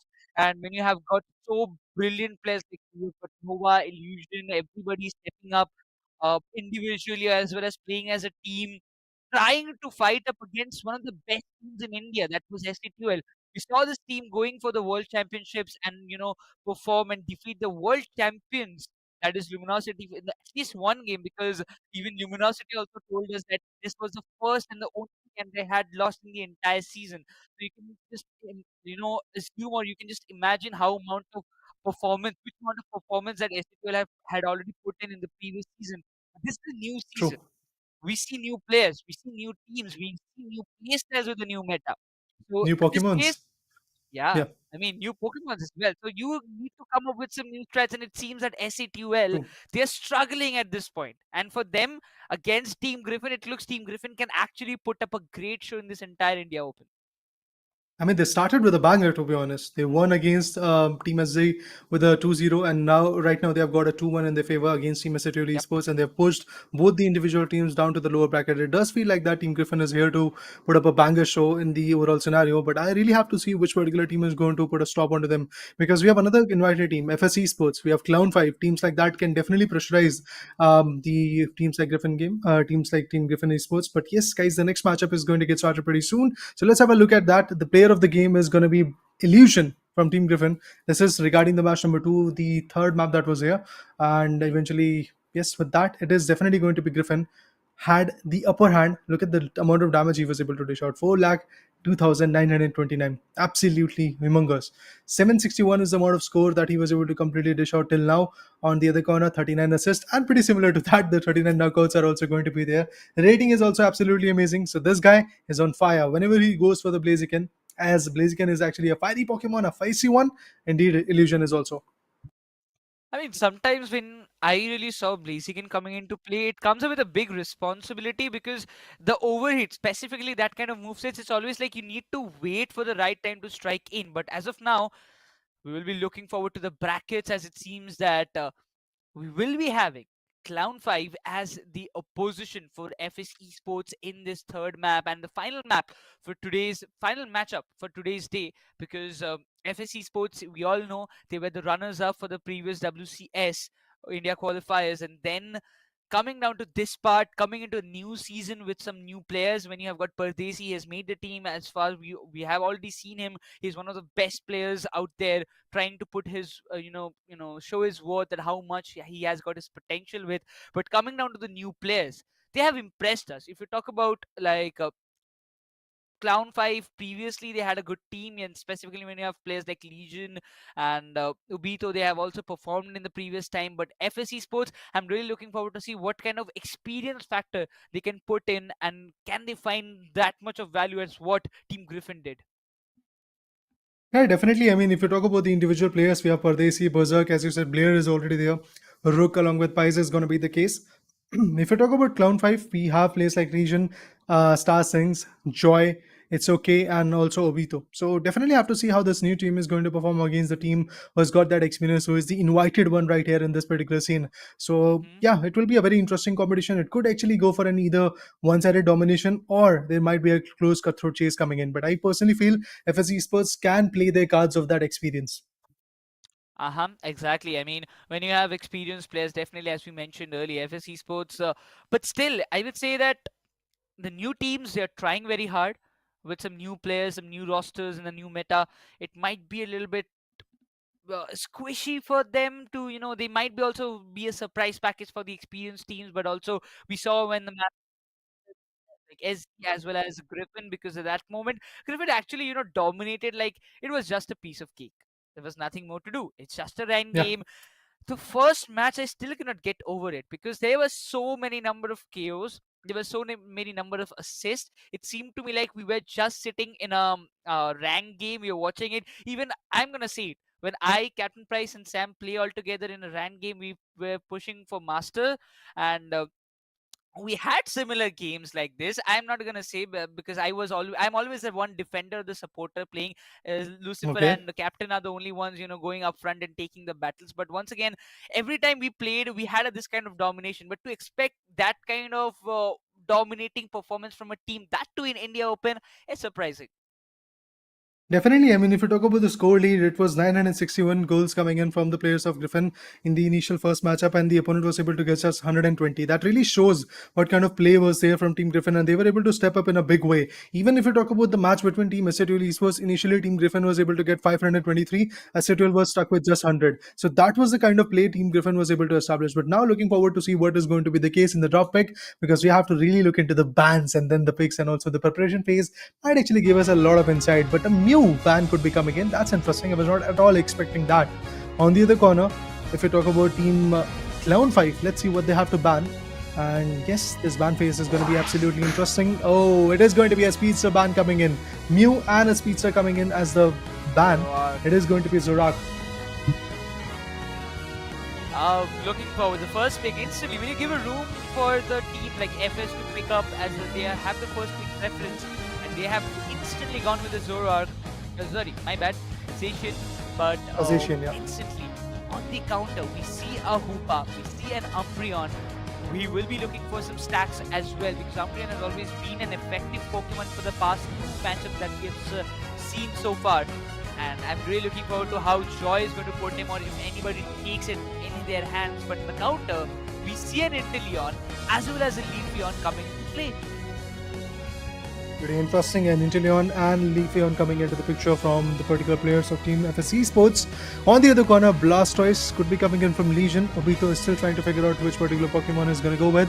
A Gardevoir. That's interesting. A lot of Pokemons which are not that, I guess, into that meta, to be honest, are being chosen by the players of Team Clown 5, but that Gardevoir might actually change some things. I have definitely a lot of interesting POI for that particular region, but yes, we do see a Blissey also along with a Slowbro coming in for the players of FSC Esports. But yes, Urshifu will be the final one for the players of Team Clown 5.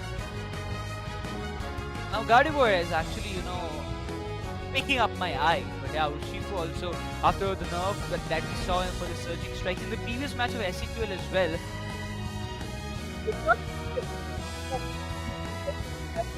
Right, YouTube was trying to find a lot of values but could not make it. I really hoping for that Sinks anyhow can just prove me wrong, because I really want to see some surprises coming from the new teams at this point.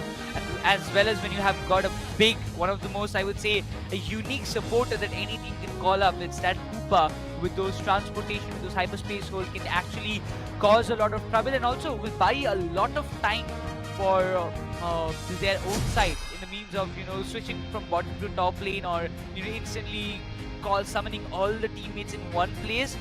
I'm really looking forward to what does Clown 5 has to offer for us, for the audience, for their game. Yeah, definitely have to see how this new team is going to initiate a battle. They are the qualified ones. FS on the other corner is an invited one. We've already seen an invited team getting pushed to the lower bracket by the players who are being qualified. So this will be a very interesting picture to be painted by the players of FS Esports if they lose. But on the other corner, if they perform, yes, definitely there can be an edge in their favor. And yes, when you don't see a Zacian ban coming in, you're the first one who's going to choose it. And that's exactly what is the case. They have got Zacian coming in, and apart from that, if you talk about the current scenario, when you talk about the eject buttons being utilized, you do see 4 eject buttons along with an X speed potion being in the favor of team known as FS Esports. On the other corner, again, a lot of eject buttons, and apart from that, a potion known as X speed will be there for the players of even Clown 5 as well. that being said, the match actually starts. FS Esports versus Cloud5. The first round, the first match out of this BO3 starts right here, right now. Looking forward to see what this kind of competition, how valuable will it turn out to be. We don't see a clippable. I'm surprised we are not seeing. We're seeing a basic that kind of competition. Yeah. FS Esports. Looking forward to see. First mid lane jungling has been started by Cloud5. On the other hand, the Inteleon has been the one to go. But Blissey, wait, but Blissey, are you here up for the steals, man? Well, indeed, they really want to level up ASAP, and that's exactly what they're trying to do. Zacian on the top lane is trying to contest with the War Turtle, but let's see if it is going to be a fruitful contest coming in or not. It is going to be the case where Obito is going to completely chase him away. Joy on the other corner is still trying to go for some good goals, and that's exactly what they're able to go with. But Cloud5 is there with just 5. On the other corner, FS Esports has got 16, so they are dunking down some serious amount of goals coming in. And Slowbro on the other corner had to fall back a bit. Now, yes, the pressure will be there from FS Esports as they are the invited one. They have got that experience factor in their favor. They are trying to pull up their strength, but Griffin trying to fall back a bit. There you go. The leveling up and the evolution is definitely going to be the case. And in the mid lanes, I don't see anybody trying to contest. In the top lane, we do see the alternate Swablo getting in the favor of Team FS Esports. They've got that advantage.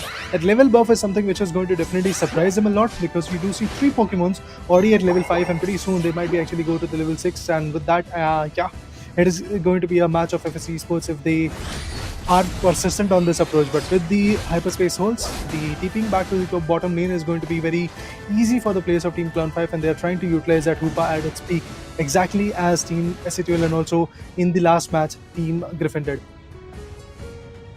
Really looking forward to see what can happen, because Leafeon, he has stacked a lot on the from the very starting phase, and that can be very much troubling for Cloud5. The Gardevoir is trying to find some values, but instantly the Umbreon pops in, and now this Nal can actually give a lot of value, and the Sacred Sword also comes in for the side of Zacian. Wototle needs to stop, and yes, the level difference factor is still there. You can say that Zacian is in level 5, while we see the Wototle level 6 as of now. Valentinion, he will be looking forward to active his unite as fast as possible. The mean look will be trapping it for some time. The Gardevoir is still creating a lot of hindrances alongside Umbreon. But look at the level. I mean, Gardevoir definitely has to level up ASAP so that it can initiate that damage, it can inflict that damage onto the opponent. But currently it does look like that the Gardevoir is still struggling. It has to farm a lot in the mid lane so that they can actually get the whole scenario in their favor. But for now, Inteleon also comes in. The Altered Swablu is now at the concern, and it is again going to be an advantageous area for Team Cloud5. But still, Joy already at level 5 is something which I'm looking at. Let's see how that play is going to get affected or not. But Hoopa definitely trying to create the lot of momentum shifts coming in. But 7-minute marker is about to be here. With that, the Reggie is rocked. Oh, this time it's going to be a Reggie steal which is going to come. And obviously, the contestment is going to get resumed. Look at that Umbreon. The tank is trying to inflict a lot of damage. But at the same point, Hoopa also trying to level up. The heavy hitter Gardevoir is not yet there. But look at this. Urshifu coming in to pressurize a lot. Let's see who steals it. It's going to be Urshifu who gets the advantage for the team known as Cloud5. And also a knockout onto the player of, I believe, Leafeon, if I'm not wrong, that was Leafeon who got KO'd. If it was not for the mean look, the unite commitment on the side of Griffin could have found a lot of value, but instantly we see Cloud5 coming with the entire stack, which is a bit dunking hard at this point. Inteleon might be trying to survive, but Urshifu doesn't let anybody slip away. He instantly finds Inteleon down, and Inteleon is still trying to stop the goals, but it doesn't seem like it will happen because Urshifu is going berserk with this mean look. No way, no way. Urshifu is doing wonders for his team, and there will be an overdub from the side of like a 40 score, and Cloud5 breaks the bottom first 8 here for themselves, as it's a 107 score that is from the side of Cloud5, and they're also invading in the jungles of FS Esports. FS Esports for now is definitely struggling, because look at the command that Cloud5 has got. Initially, yes, they were not having that level buff, but right now they definitely are able to step up. And the Hydro Spinner is also going to come in. With that, the advantage of having the Reginiki is going to be in the favor of Team FS Esports. Now they are trying to bounce back. The defender has been taken down. It's Umbreon who has been KO'd. Urshifu on the other corner finds Zacian. The guy has been picked up, and Leafeon on the other corner also gets Hoopa. It's not looking good for the players of Cloud5 this time, because the whole command of the top lane is definitely going to be in the favor of Team FS Esports. And with that, there you go. The first goal zone in the top lane goal has already been destroyed, and with that, FS Esports is also there with 100 of their own. Hyperspace holes are definitely going to help them a lot to really stack up the bottom side as well, because in the bottom lane, we will get to see a Reggie really very soon getting formed up. And in order to deny that, I do believe both the teams are trying to like put up their best. Citrus Berry trying to get the best healing for now. But 137 for Team Clown5. It does look like that Clown5 is going to have a long run from here. But FS Esports waiting patiently for the right moment. They are trying to evolve ASAP. And yes, their evolution looks definitely easy for now. And they are trying to evolve so that they can have the edge. Urshifu on the other corner with 11 definitely was able to give a lot of heavy hits as an all-rounder. He is definitely doing wonders. But initially he was able to get all those KOs. But right now he's struggling to find his way back. The time that has been brought by the side of Hoopa as well as at this point Gardevoir, it's working a lot. He was in the mid lane, instantly went to the top to help Blasters and push towards Asian, but the Unite coming from the side of Slowbro will affect them a lot. Instantly you can pop in Umbreon, creating a lot of problems, but this time Red Eyes will be going in the view of FAC Sports with Hoopa. He will be hoping to get the front line completely under his control, but it doesn't seem the way it's turning out to be. Blasters also comes in with this Hydro Take 2, trying to create a lot of hindrances, but Inteleon finds a double KO for himself. Instantly they're trying to push Cloud5 to the limit, but a Unite coming from the side of Gardevoir, also Blasters hopping in. They're actually dealing a lot of damage. FS Esports need to make a fallback because in 6 seconds of countdown, we will be seeing Regiliki on the top lane, where we already see FS Esports from their side, Asian and Mika, they want to melt it as fast as possible, putting those Eos energy as well. But will it be on the time? Because nobody from the Cloud5, it seems they are quite aware, but Umbreon, he went for invading the jungle and will be stopped by Slowbro. Is it possible? Because Umbreon is finding a lot of value. Yeah, I mean, it does look like that in the top lane. Once again, the contestant is going to be Surreal with the Regiliki advantage in the favor of Team FS Esports. Obviously, the players of Cloud5 are pretty much by tackling it, and with the hyperspace holes, once again they are trying to like retaliate on the bottom lane goal zone. I'm looking forward to see if that is going to be effective enough or not. And there you go, in the bottom lane once again the contestant comes. It is going to be Blissey, is going to get picked off by the Hoopa. The knockouts are definitely getting retaliated, but now comes that final stretch. In just 50 seconds we'll get to see that final stretch, but also even before that we might actually get to see a Regiliki contest going in, and I'm looking forward to see if one particular team gets the advantage out of that, because even Team Griffin was able to win in a similar fashion when they were fighting against Team SHL in their last matchup in their decider one. Yes, look at this. A lot of players are hiding in the tall bushes, and Leafeon and the other guys are trying to clear it away. Let's see if it is going to be an easy job for them or not. There you go.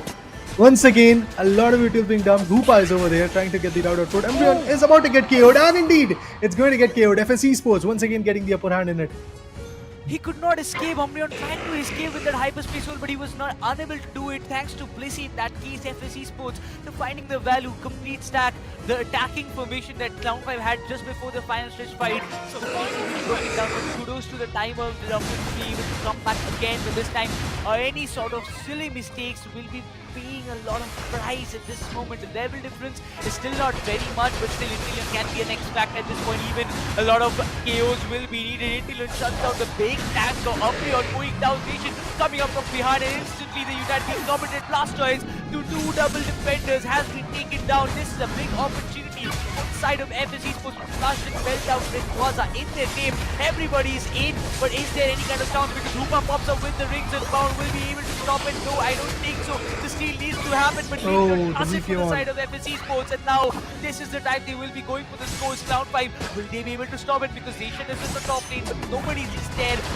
stop the scores from happening. Umbreon tried his level best, but the scores are getting done. The shields might be getting broken, but Nation does the job on the top lane as FS they pass out the 400 score mark.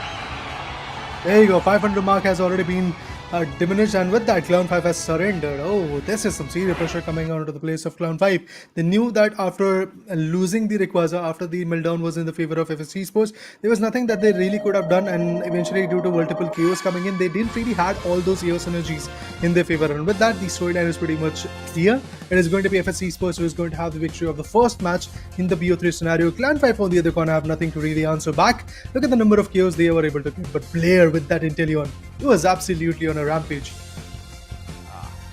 He was the one to take the control. He focused on leveling up from the very beginning of the game. He focused on being on the level 7, then stepping out of the jungle, then trying to, indulge himself in those fights with his teammates, providing the complete support with the liquidation and the felt stinger with his kind of combination that seems.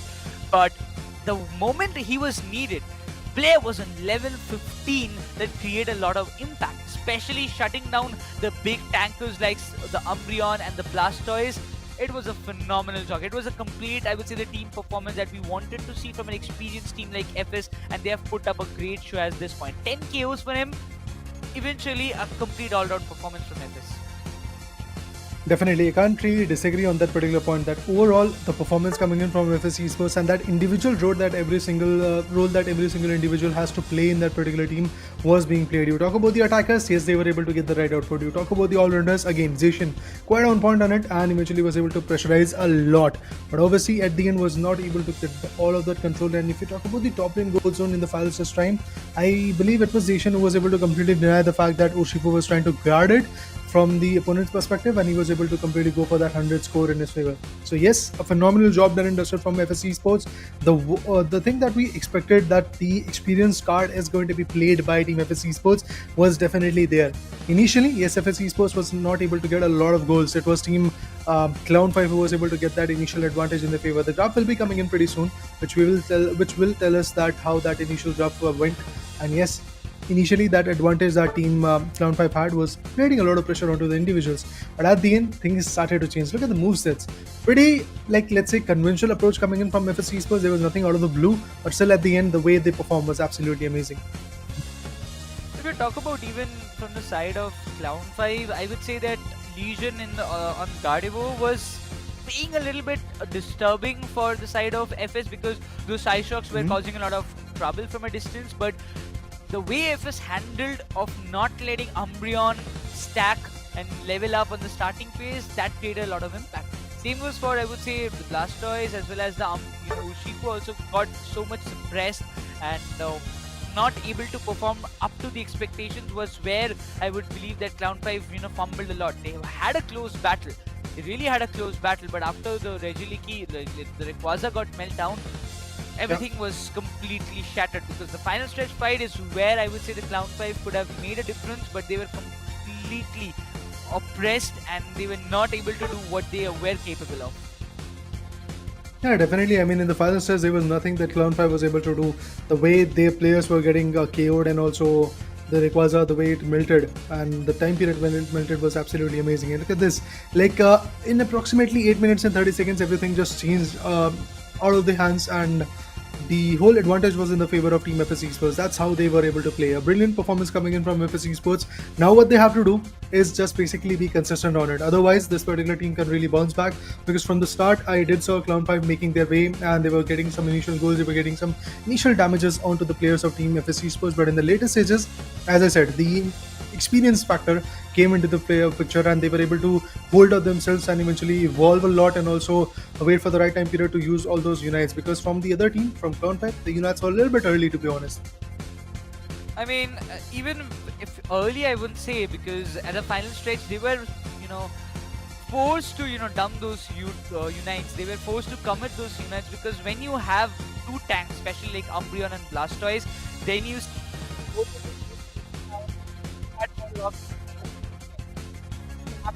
yourself, like I would say what Umbreon and Blastoise were in a situation, they had to go for it, they had to take a chance whether if they can at least stun their opponents.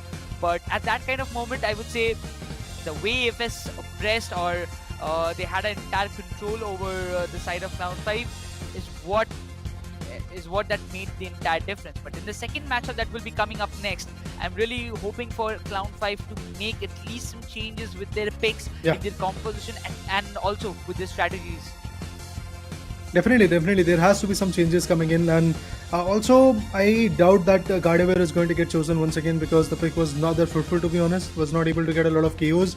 Yes, eventually with those abilities he was able to suppress the players, suppress the opponents, but at the end I really have to see some control coming in from those individuals, and in that terms I have to say Once again, the attackers have to be a little bit different. They can actually go for Telfox as Team Acetul did, as Griffin was able to go with it. But yeah, the draft phase will be coming in so that we have a clarity. But even before that, we have got the player of game, and it was the MVP known as Berserk, coming from FS Esports, who was playing on Leafeon to be precise. 142 scores, 4 good knockers, 3 assists, and the damage of 44,002. It rating is also kind of good. It's 82. But yes, FS Esports definitely has to step up a lot because being the experienced team, I was expecting a little bit more like, let's say, one-sided match coming in from their particular corner. Initially, yes, they struggled a lot. Their players were getting KO'd. They were unable to find that advantage. But then they decided to completely farm the whole jungle and eventually get all those AOS energies, all those experience, and with that level buff in their favor and also the right time period and the conservation of that unite move helped them a lot. And the way they were able to safeguard it was absolutely amazing. Like, they didn't dump all those abilities initially. They waited for a really precise time period, and eventually they were able to go for the Rayquaza straight up. But then again, when the players from Team Clown5 was trying to completely indulge themselves and also deny the fact that the Rayquaza was about to be melted by the players of FS Esports, they tried to come back in that scene, but eventually got KO'd themselves. Hmm. A lot of things happened, ups and downs, and we always see it. But definitely, after this kind of performance from FSE Sports, they are keeping the benchmark way too high, especially for the experienced teams. If we talk about like Griffin and SATL, I would say it was a clash of the titans or the big dogs in the question. I mean, when you have the one of the best teams already. We know SATL is one of the best teams, or maybe the best team in India. But up against them is a team who got broken down a lot of times. The players who were in the best in their own role got assembled as like Avengers getting assembled in a single place, and all the best of the best playing all together and coming up with a new team always creates a lot of True. challenges against the best one who have stick together for a long time. If we talk about the SATL roster, I heard there were a lot of changes, but it seems they are going to stick with the previous roster itself. So sticking with the old players or sticking with your own teammates who with you have achieved a lot of things, especially went to the world championship, is what makes a lot of difference. And we have seen SATUL making comeback in WCS India qualifiers as well. So I'm really hoping for this time also in India Open they will make some kind of comeback, and we might be seeing, might be, this is still a question mark, it's not a caster jinx, you cannot just call it a prediction, but I will be expecting a final where I'm going to witness at least Griffin or FS to play against SATUL. Okay.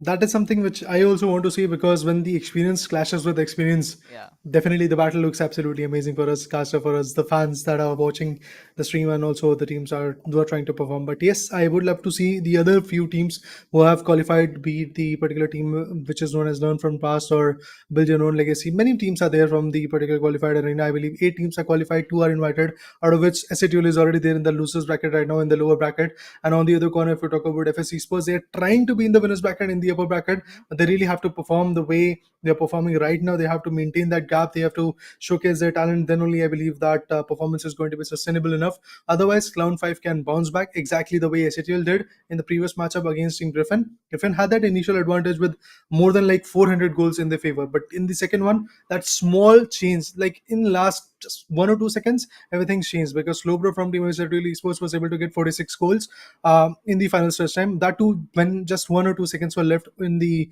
ending of the game. So that is something which might happen again. Clown5, if they are able to this time get the control of the Rayquaza, if they are able to melt the Rayquaza themselves, then maybe things will change.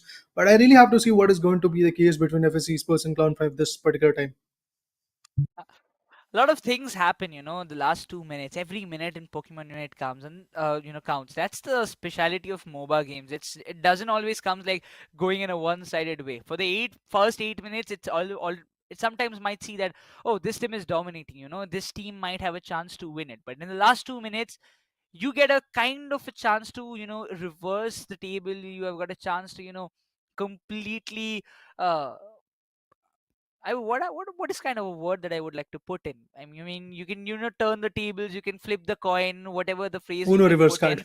Yeah, Uno reverse Yeah. should be the ideal word at this moment, because we have seen it lot of times. The final stretch fight flip. In the entirety of the game, one team dominates. The final 2 minutes, a team comes, gets the Rayquaza, and boom, the match is over, and that team wins. Who takes the Rayquaza? But also, there have also been some instances where even after securing the Rayquaza, team doesn't win.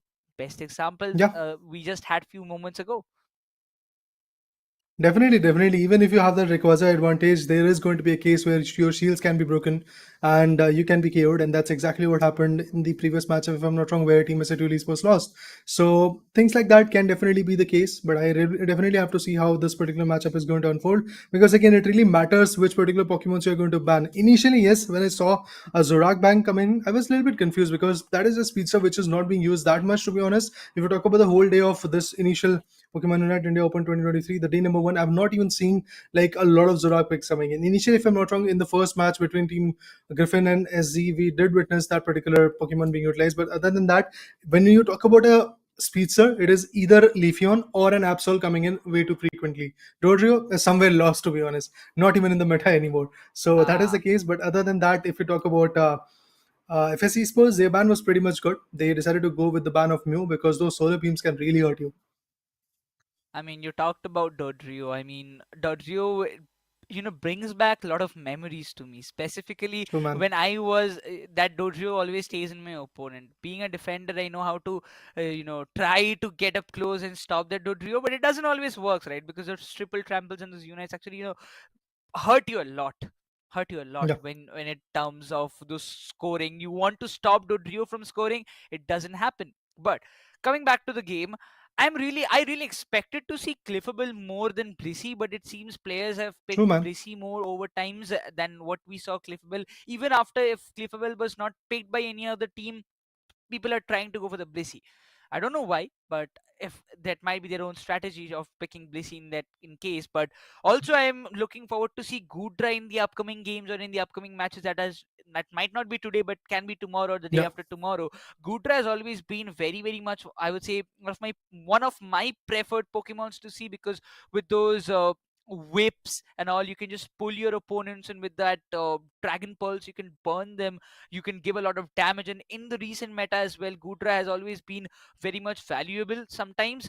So I'm really looking forward to see if Gudra comes in play, because if Umbreon and Slowbro, if that doesn't work, and if Umbreon or Slowbro, any of it gets banned after Blastoise, Gudra can be a good pick for the teams. Yeah, definitely that can be the case. But if you talk about the bans from the start of the day, we have seen a lot of bans of Zacian and also Mew Yep. along with it. But apart from that, we have seen few bans of Glaceon.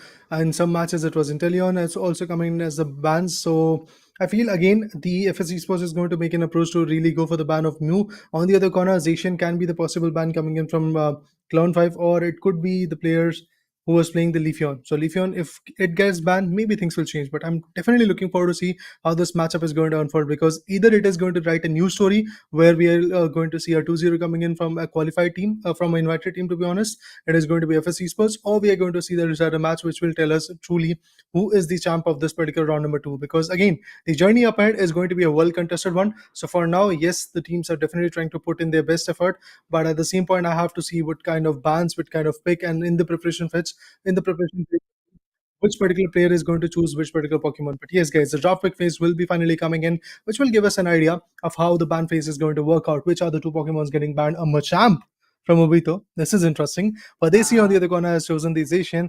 Zorak, once again, I have to see which particular Pokemon is it going to be banned. There is a possibility where Zacian is going to get banned by Pardesi. I mean, his team FSC is supposed to be precise. But again, sticking to the Zorak.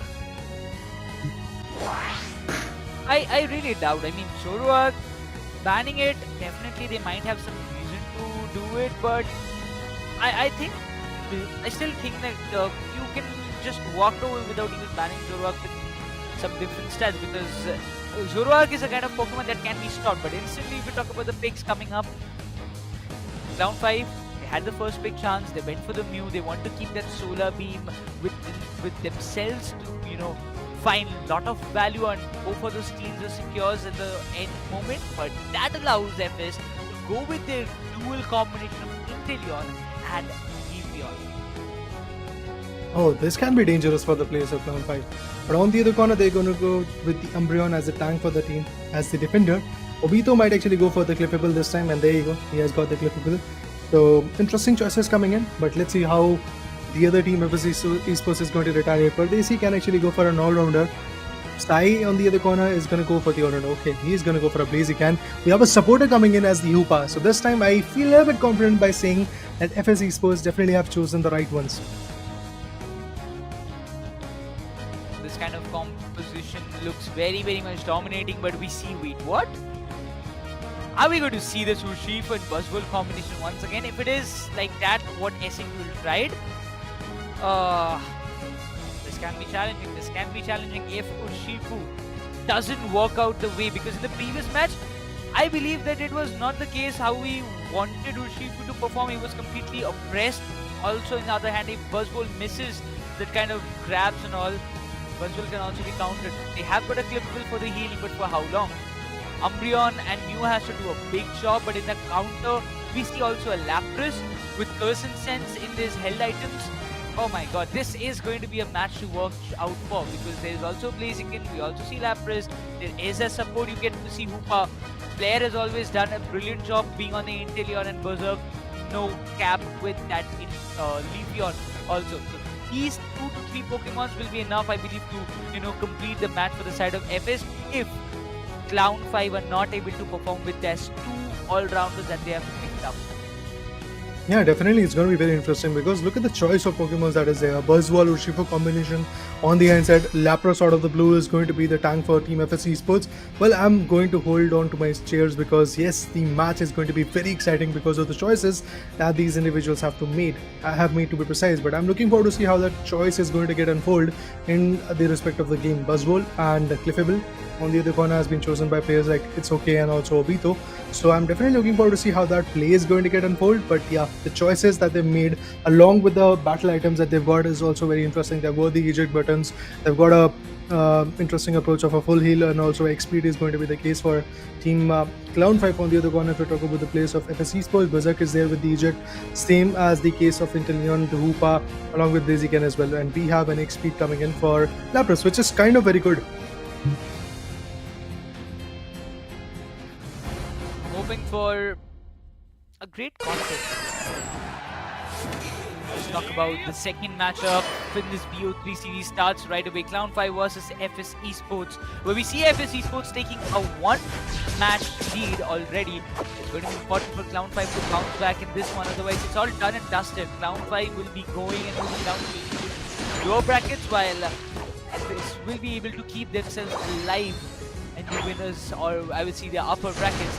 But now, as we mentioned, Buzzwole on the top lane trying to stop the stack happening for the side of Blaziken, which will be important, while the Tofu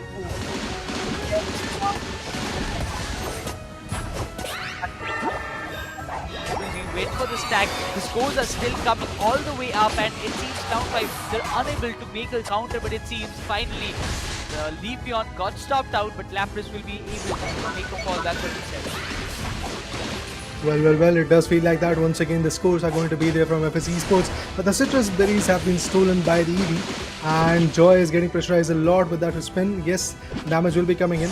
Lapras on the other corner is going to go for the farming. They definitely want to have an edge right now, because that evolution can help them a lot. The Umbreon is there with the final form, and again the damages will be coming in, not enough to completely put the players down, but with that the Ultra Brilliance for Blue in the bottom lane is here, and there you go, look at that, a KO will be coming in, but that is going to be the case from Clown5 in the top lane. They are getting a lot of KOs. The hyperspace roles are obviously going to help them a lot to really stack up onto the preferred sites, and it does feel like that stacking up scenario is going to be very, very important. But Clown5 on the other corner once again dumps a huge amount of goals coming in.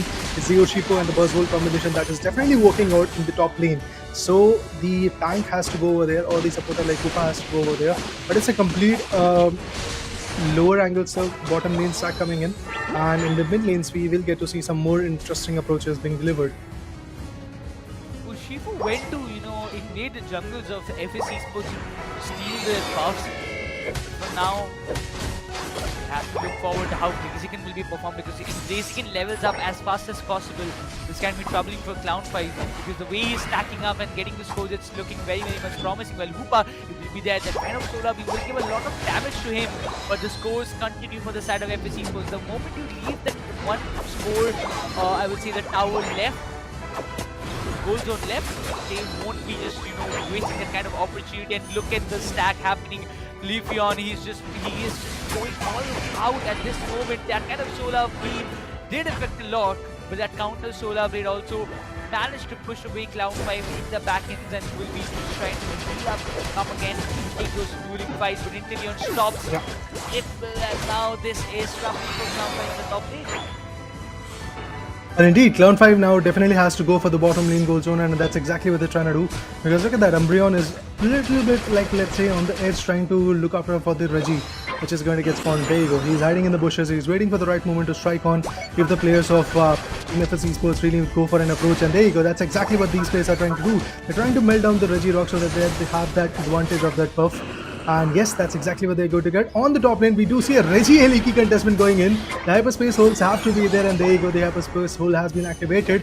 But still, a huge amount of goals will be dumped from FS Esports in the bottom lane goal zone, in the first goal to be precise. Now the Reggie Leaky contest has to be there, and there you go. The Reggie Leaky is now getting stopped by Blaziken, and the other Pokemon also coming in from the particular perspective of Cloud5, and this is going to give a lot of time for the players from Team FS Esports to really go for the bottom lane goal zone. They're trying to have that advantage in the favor, but still not being that effective because it was Lapras, it was Hoopa, and also the Leafeon, which was already holding it the bottom lane goal zone. So I believe at this point, again, farming is going to be the main concern. Zacian, the heavy hitter, has already got the level buff, and also the Buzzball is looking quite good with level 9. He is actually at the final form. The Unites are going to be active, and oh, there you go, the Solar Beam goes in. Berserk not looking very good, but still he's going to have the advantage of holding themselves off on the other corner. Rock still trying to completely hold off the player who is playing the Umbreon. It's Joy, but with the orange and purple buff, it is going to be the Legion, who is quite chaotic for now. Oh, that hyperspace hole is working like, I would say, a very big X factor for them, because it's just like a blessing that they're getting back again, getting the heals, completely coming up with a full heal and then involving themselves in the fight. But Cloud5 had a good strategy in fact. They were trying to come up close, take one player at a time down with at least 2 to 3 players stacking on one of them. Getting one by one them taken down gives a lot of room for Cloud5 to pressurize FS Esports. But it seems it's not actually working. Even we see Lapras playing on the Ice Beam, trying to find out a lot of value, but it's not working. It's definitely close battle for them, but FS Esports do have a slight lead, but that kind of Solar Beam attacks alongside that mean loop trapping out the Pokemon, it's actually working out for Cloud5, but for how long? They need to secure those objectives, and this is very crucial. Specifically, this Regirock will play a very important factor if it goes under the way of Cloud5. Regirock is here, they're trying to melt her down. On the top lane, we do see a Reggie Leaky coming in, but Inteleon gets the Buzzwole. But that Urshifu is also not at all looking good, but at this point, the players are going to fall back a bit. There you go, another KO coming in. Inteleon manages to get a first streak, and with that, yes, Leafeon is now focusing its fire rate onto the other players, but it's Leafeon who has been taken down. For a moment, I just thought that Leafeon might be able to find Umbreon, but no, that's not the case. Even with the rings unbound, things might change, and there you go, possibly a KO coming in on Umbreon, and that's exactly what the status is all about. Umbreon gets a beautiful KO by the player, by the Pokemon known as Inteleon, but not just that, Lapras finds the advantage by melting down the Regirock as well, and with that, it is definitely going to be FS Esports who's trying to step up in the game. They've got that lead of like 8 goals in their favor, but still not a very big one. They had to fall back a lot because look at the damage that they are already receiving from their opponents. It's Cloud5, and obviously due to that Hoopa, things have changed drastically. The Hoopa made a lot of difference, but I have to say the way Lapras dodged that Solar Beam coming from Mew had created a lot of impact, but Blaziken is very much vulnerable. Hoopa needs to step in for the defense. Griffin also comes in the rescue.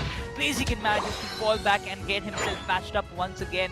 But in our top lane, we see Buzzwole. He's trying to go for any kind of overcommitment because he knows one small move, one small mistake can cost him a lot. Umbreon instantly moves back, will be spotted. The Regirock has been started to melt down. Inteleon hops in as well. This is going to be important. That has already been committed, but gives a big loophole for FS to come up with a huge score in the bottom. They will be just trading all the goal zones down in the bottom. All of them has been destroyed and taken down, but Cloud5, this Regirock will be very much important. The unit being committed by Lapras instantly going to the Perish Song, will be trying to find a value, but Buzzwole is very much vulnerable. The Solar Blade does the job, does the formalities where it was needed, but FS Esports, they have a lot of control over this Regirock fight, while Umbreon is trying to step into the last moment, but it's Blaziken who secures it for FS. Well, 2 minutes and 35 seconds. Pretty soon the Rayquaza will be coming in, and it is going to give a lot of upper hand for Team FS Esports because they've already got a lot of serious goals in their favor. Even the Reggie League is now actually at the contest. And look at that, distracting those individuals. And on the other corner, Leafeon is trying to be the sneaky one, trying to go for the base lane goal zone. They might actually be able to be successful in it, but I'm looking forward to see what Leafeon is going to do because there is not a lot of time period left now. We are now diving into that phase of the final stretch time, which is again going to put a lot of pressure onto these individuals. And with that, the Regirock has also spawned in the bottom lane, I believe, and maybe people are going to focus onto that. But no, that legendary Rayquaza is already here. That Hoopa can once again bring in the advantage. But even before going and attempting onto Rayquaza, the contest is over there between the particular Pokemons. The Hoopa is about to get KO'd. No, he's going to DP back. He's going to fall back a bit. But look at that. Blaziken is going to go ahead and get the best out of it. He's going to secure 64 good goals. And with that, 291 is going to be the storyline. But again, multiple ultimates are coming in. Ring Sunborn is also going to be chosen.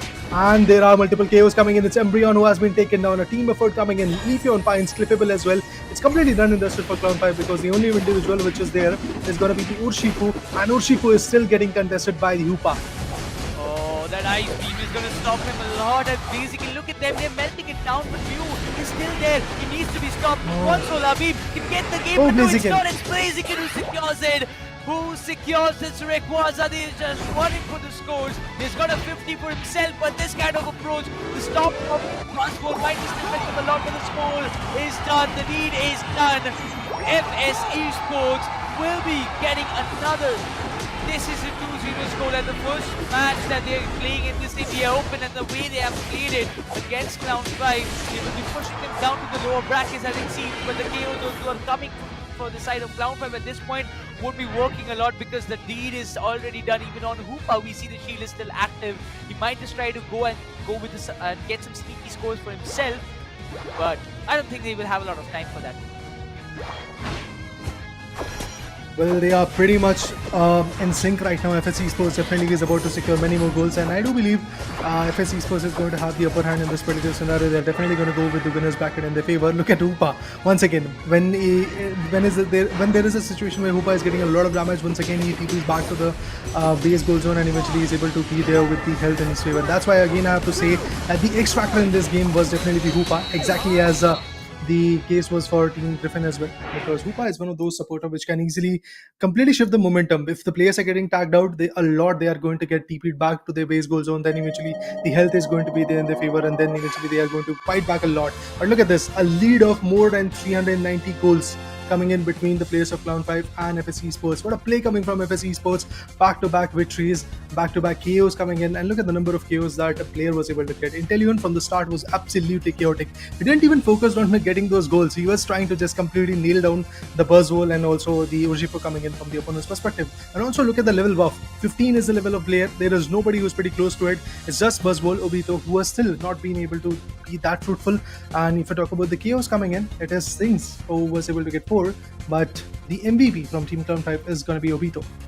I mean, once again, you can just get the exact idea or the exact example of what I was talking about earlier with this in the draft phase, that if Buzzwole and Urshifu both are very strong picks and a bold picks, I would say, that too against when you have like Blaziken or Leafeon, Inteleon up in your opponent's side, but the means it was all where the team game mattered. FS Esports, you can just see Pardesi, he doesn't have a lot of KO, but the 7 assists that he had, it's very much valuable. With those hyperspace hole instantly teleporting your teammates from one lane to another, providing with those hyperspace holes in the right moment where they can just fall back, go to the base, again patch themselves up with a complete HP, and again return to the battlefield and take the fight. It was really amazing how Pardesi played, and that's why I always say that Pardesi on Hoopa has always been very, very much prominent for his team, no matter what it takes. You can see the recovery of 65,000, which is almost not that close, but still a lot of contribution coming up. It's almost equal to Clippable if it comes to the contribution percentage. But the amount of damage that we see that Blair and Berserk have done, 86,000, in a comparison, Legion seems to be a little bit closer, but others, they're way too far. Yeah, definitely. I mean, there is a very big difference coming in between both the particular teams, and look at the performance that individual players were able to get. Legion definitely was absolutely amazing with his solar beams, and he was able to get a lot of output. And even if you talk about the utils and also the health items being used, at that point, I have to say once again that a conventional approach from the players of Team FS Esports on the other corner, Team Clown5 definitely struggled a lot initially. They were able to get that advantage, they were able to get some decent goals in their favor, but at the end, like at 6 minute marker or 7 minute marker, completely the things decided to change, and there were a lot of chaos coming in. Blair was absolutely phenomenal on that play. He was getting multiple out of it, and Berserk on the other corner was also quite phenomenal. But look at this, you'll get to see the graph coming in. Initially, as I said, it was the team known as Clown5 who was able to get that initial advantage of securing 78 good goals. But at that point, yes, the Reggie Aliki was in the favor of team Clown5. FS Esports was able to get the Reggie Rock in the favor, but still that Reggie Aliki created a lot of pressure onto the top lane goal zone, but still not enough to completely put the players down from the perspective of Team FS Esports. But slowly but steadily, in the final stretch time and also in the 6 minute to 8 minute timer, Team FS Esports went like ham onto the players of Team Clown5. There was nothing that Team Clown5 was able to do. There were multiple KOs coming in, there were multiple goals also being dumped. So at the same point, I have to say that yes, a phenomenal job done in Dusted from Team FS Esports. All they have to do is just remain this kind of consistency and be very good when it comes to the winners bracket formation, because there are going to be many more teams who are going to get qualified for that reason. And yes, the contestment in the round 3 is also going to evolve a lot. But the teams who have actually now got the clarity that they're going to push down to the lower bracket, I believe for them, yes, the battle begins right now, because there are no second chances for them. Obviously, the scenario is going to be of a BO3, but then again, if you fall short of getting that advantage in the BO3, you're out of the competition. I mean, when you have also teams coming in the way like SCTUL Esports, yes, they might have been pushed down to the lower brackets, but you know, if you're a new team facing teams like SCTUL or any of them in the lower brackets is always challenging. But we'll have a look at the player of the game. Who is it? It's going to be Rook playing on the Lapras. I mean, I have to give him a lot of credit, because the amount of damage that Mhm. he tanked for himself, for his team, was immense. Always trying to back up for, provide backup for his teammates whenever they were struggling, or trying to, take the damage on himself when anybody was Yeah. in low HP and trying to fall back. Was how impressive Rook, performed. He had got 4 knockouts, he's got 8 assists for himself, but total of 51,956 of damage. It's still a lot for a Lapras who has been recently nerfed. I mean, definitely, it's quite a huge amount of damage that has been delivered by Rook, and I was a little bit surprised to see that he is going to go with the Lapras, but in the end, the way he was able to become fruitful with it was absolutely phenomenal. That shows that these are the individuals who can bring in the meta in their favor, who can explore newer thing and also put the right output in their favor. So, absolutely amazing play coming in from FSC Esports, and have to once again congratulate to this individual Rook, the way he performed, the way he got those knockouts, and also the assist, and even the goals were also kind of decent. He was able to get 58 out of the 491 goals that were dumped by a Team FSC Sports. Damage is definitely phenomenal. And being the defender, yes, he definitely did his job. And due to that, FSC Sports now have got the upper hand. But I have to say that Hoopa definitely helped them a lot. Hoopa actually played a lot of. I would say, like, Hoopa is already one of a kind supporter that there is Yeah. no alternative for it. You cannot get Mm-hmm. any alternative for Hoopa, no matter how many supports you bring. Let it be Cliffable, Blissey, anyway. Yeah. Hoopa is a kind of supporter who always buys, reduces your traveling time, reduces your time to, go back to the base, get your heal, and then again come back to the battlefield with the jump pad. It saves you a lot True. of time. Also, with those rings inbound, when the Unite comes into play, he can give a lot of damage to the opponents, and that's what you need from a supporter as well. Providing you the support Yeah. at the right times and helping you out with those heals and all. But in that, all in all, we can say that FSC Sports, they have started this season, of this entire, I would say, from India Open for now. Again, it will turn out to be Asia Champions League again down in this year. Then after that, we'll have the WCS once again. The same format goes on and on every year. But for India Open, FSC Sports, they definitely had a great start. I wouldn't call the same for SATUL, the two out of those Yeah. two invited teams, but still the bracket looks like in this kind of way after today's all three games that we witnessed. We saw the first game Mm-hmm. of Griffin and SC, where we saw Griffin winning and then coming down to face SATUL, where they also defeated SATUL and pushed them down to the lower brackets, and they have moved up to round number 3 of the winner brackets, and they will be waiting for one team to come up and take the fights, out of which team True Gravity and Revenant, they will be facing each other tomorrow. Well, yeah, True Gravity and Revenant, whoever wins is going to get ahead and fight against Team Griffin. Along with that, if we talk about the particular play of Team Forge Legacy versus NDY, that particular play is going to give the opponent to FS Esports as well. And obviously, the teams who are going to lose from the upper bracket, the winners bracket, are going to go for the lower bracket, and that contestment is also going to be quite surreal. But we really have to watch out what happens between SATL Esports and learn from past, because as the name suggests, they might have actually learned a lot from the past, and they might actually be able to completely eliminate the team known as SATL Esports. But for that reason, yes, SATL Esports has to step up, because in the second match against Team Griffin, yes, SATL Esports was able to completely bag it out, but that was a close victory, as I said initially, all thanks to that slow bro and the 46 goals that he was able to get done and dusted in the second match in the last 10 or 20 seconds that was left in the final stretch time. But that kind of approach is obviously going to be a risky one, because you never know if you are able to secure that goal or not. Maybe there is going to be a hindrance coming in, maybe there is going to be someone who is going to completely put you down. So for that reason, I do believe SATL Esports once again has to capitalize from the start and also get the Rayquaza in their favor. But yeah, they were able to deny that Rayquaza advantage when it comes to Team Griffin. So it was a good play coming in, but somehow SATL Esports was unable to get that edge in their favor. Even if we talk about the first matchup, All Might was able to get 0 KOs. So that was kind of surprising for me, because All Might is a guy who completely rules the top lane, but he was unable to do that in the previous matchup, because Griffin was ready with their own strategies. They was ready with their counter strategies. So that was amazing. Yeah, all in all, I would say SATUL, after seeing the lineup that they have, after seeing the game that they have, I really don't Gee. think they will have a lot of trouble in the lower brackets. But still, when you have some new teams, new upcoming players coming up with some new strategies of their own, you don't know what's coming next, and especially in the means of Pokemon Unite. One small mistake and you are out. So that means there's still a long way that all the teams, all the four teams that we see in the lower brackets have to, travel. We will be seeing a lot of matches tomorrow as well, 3 more matches tomorrow. But for today, it's all done and dusted, ladies and gentlemen. We will be hopping tomorrow in the same time, same place, in the very same channel. So if you want to tune in with some more Pokemon Unite action, make sure to subscribe to the Sky Sports Gaming as of now. But for now, really, Raider, as well as Lucifer, who was there in the Lucifer. background, we will be just taking bye bye, sayonara today. We'll be coming back tomorrow. Till then, bye bye, take care, see ya, peace out. Peace out.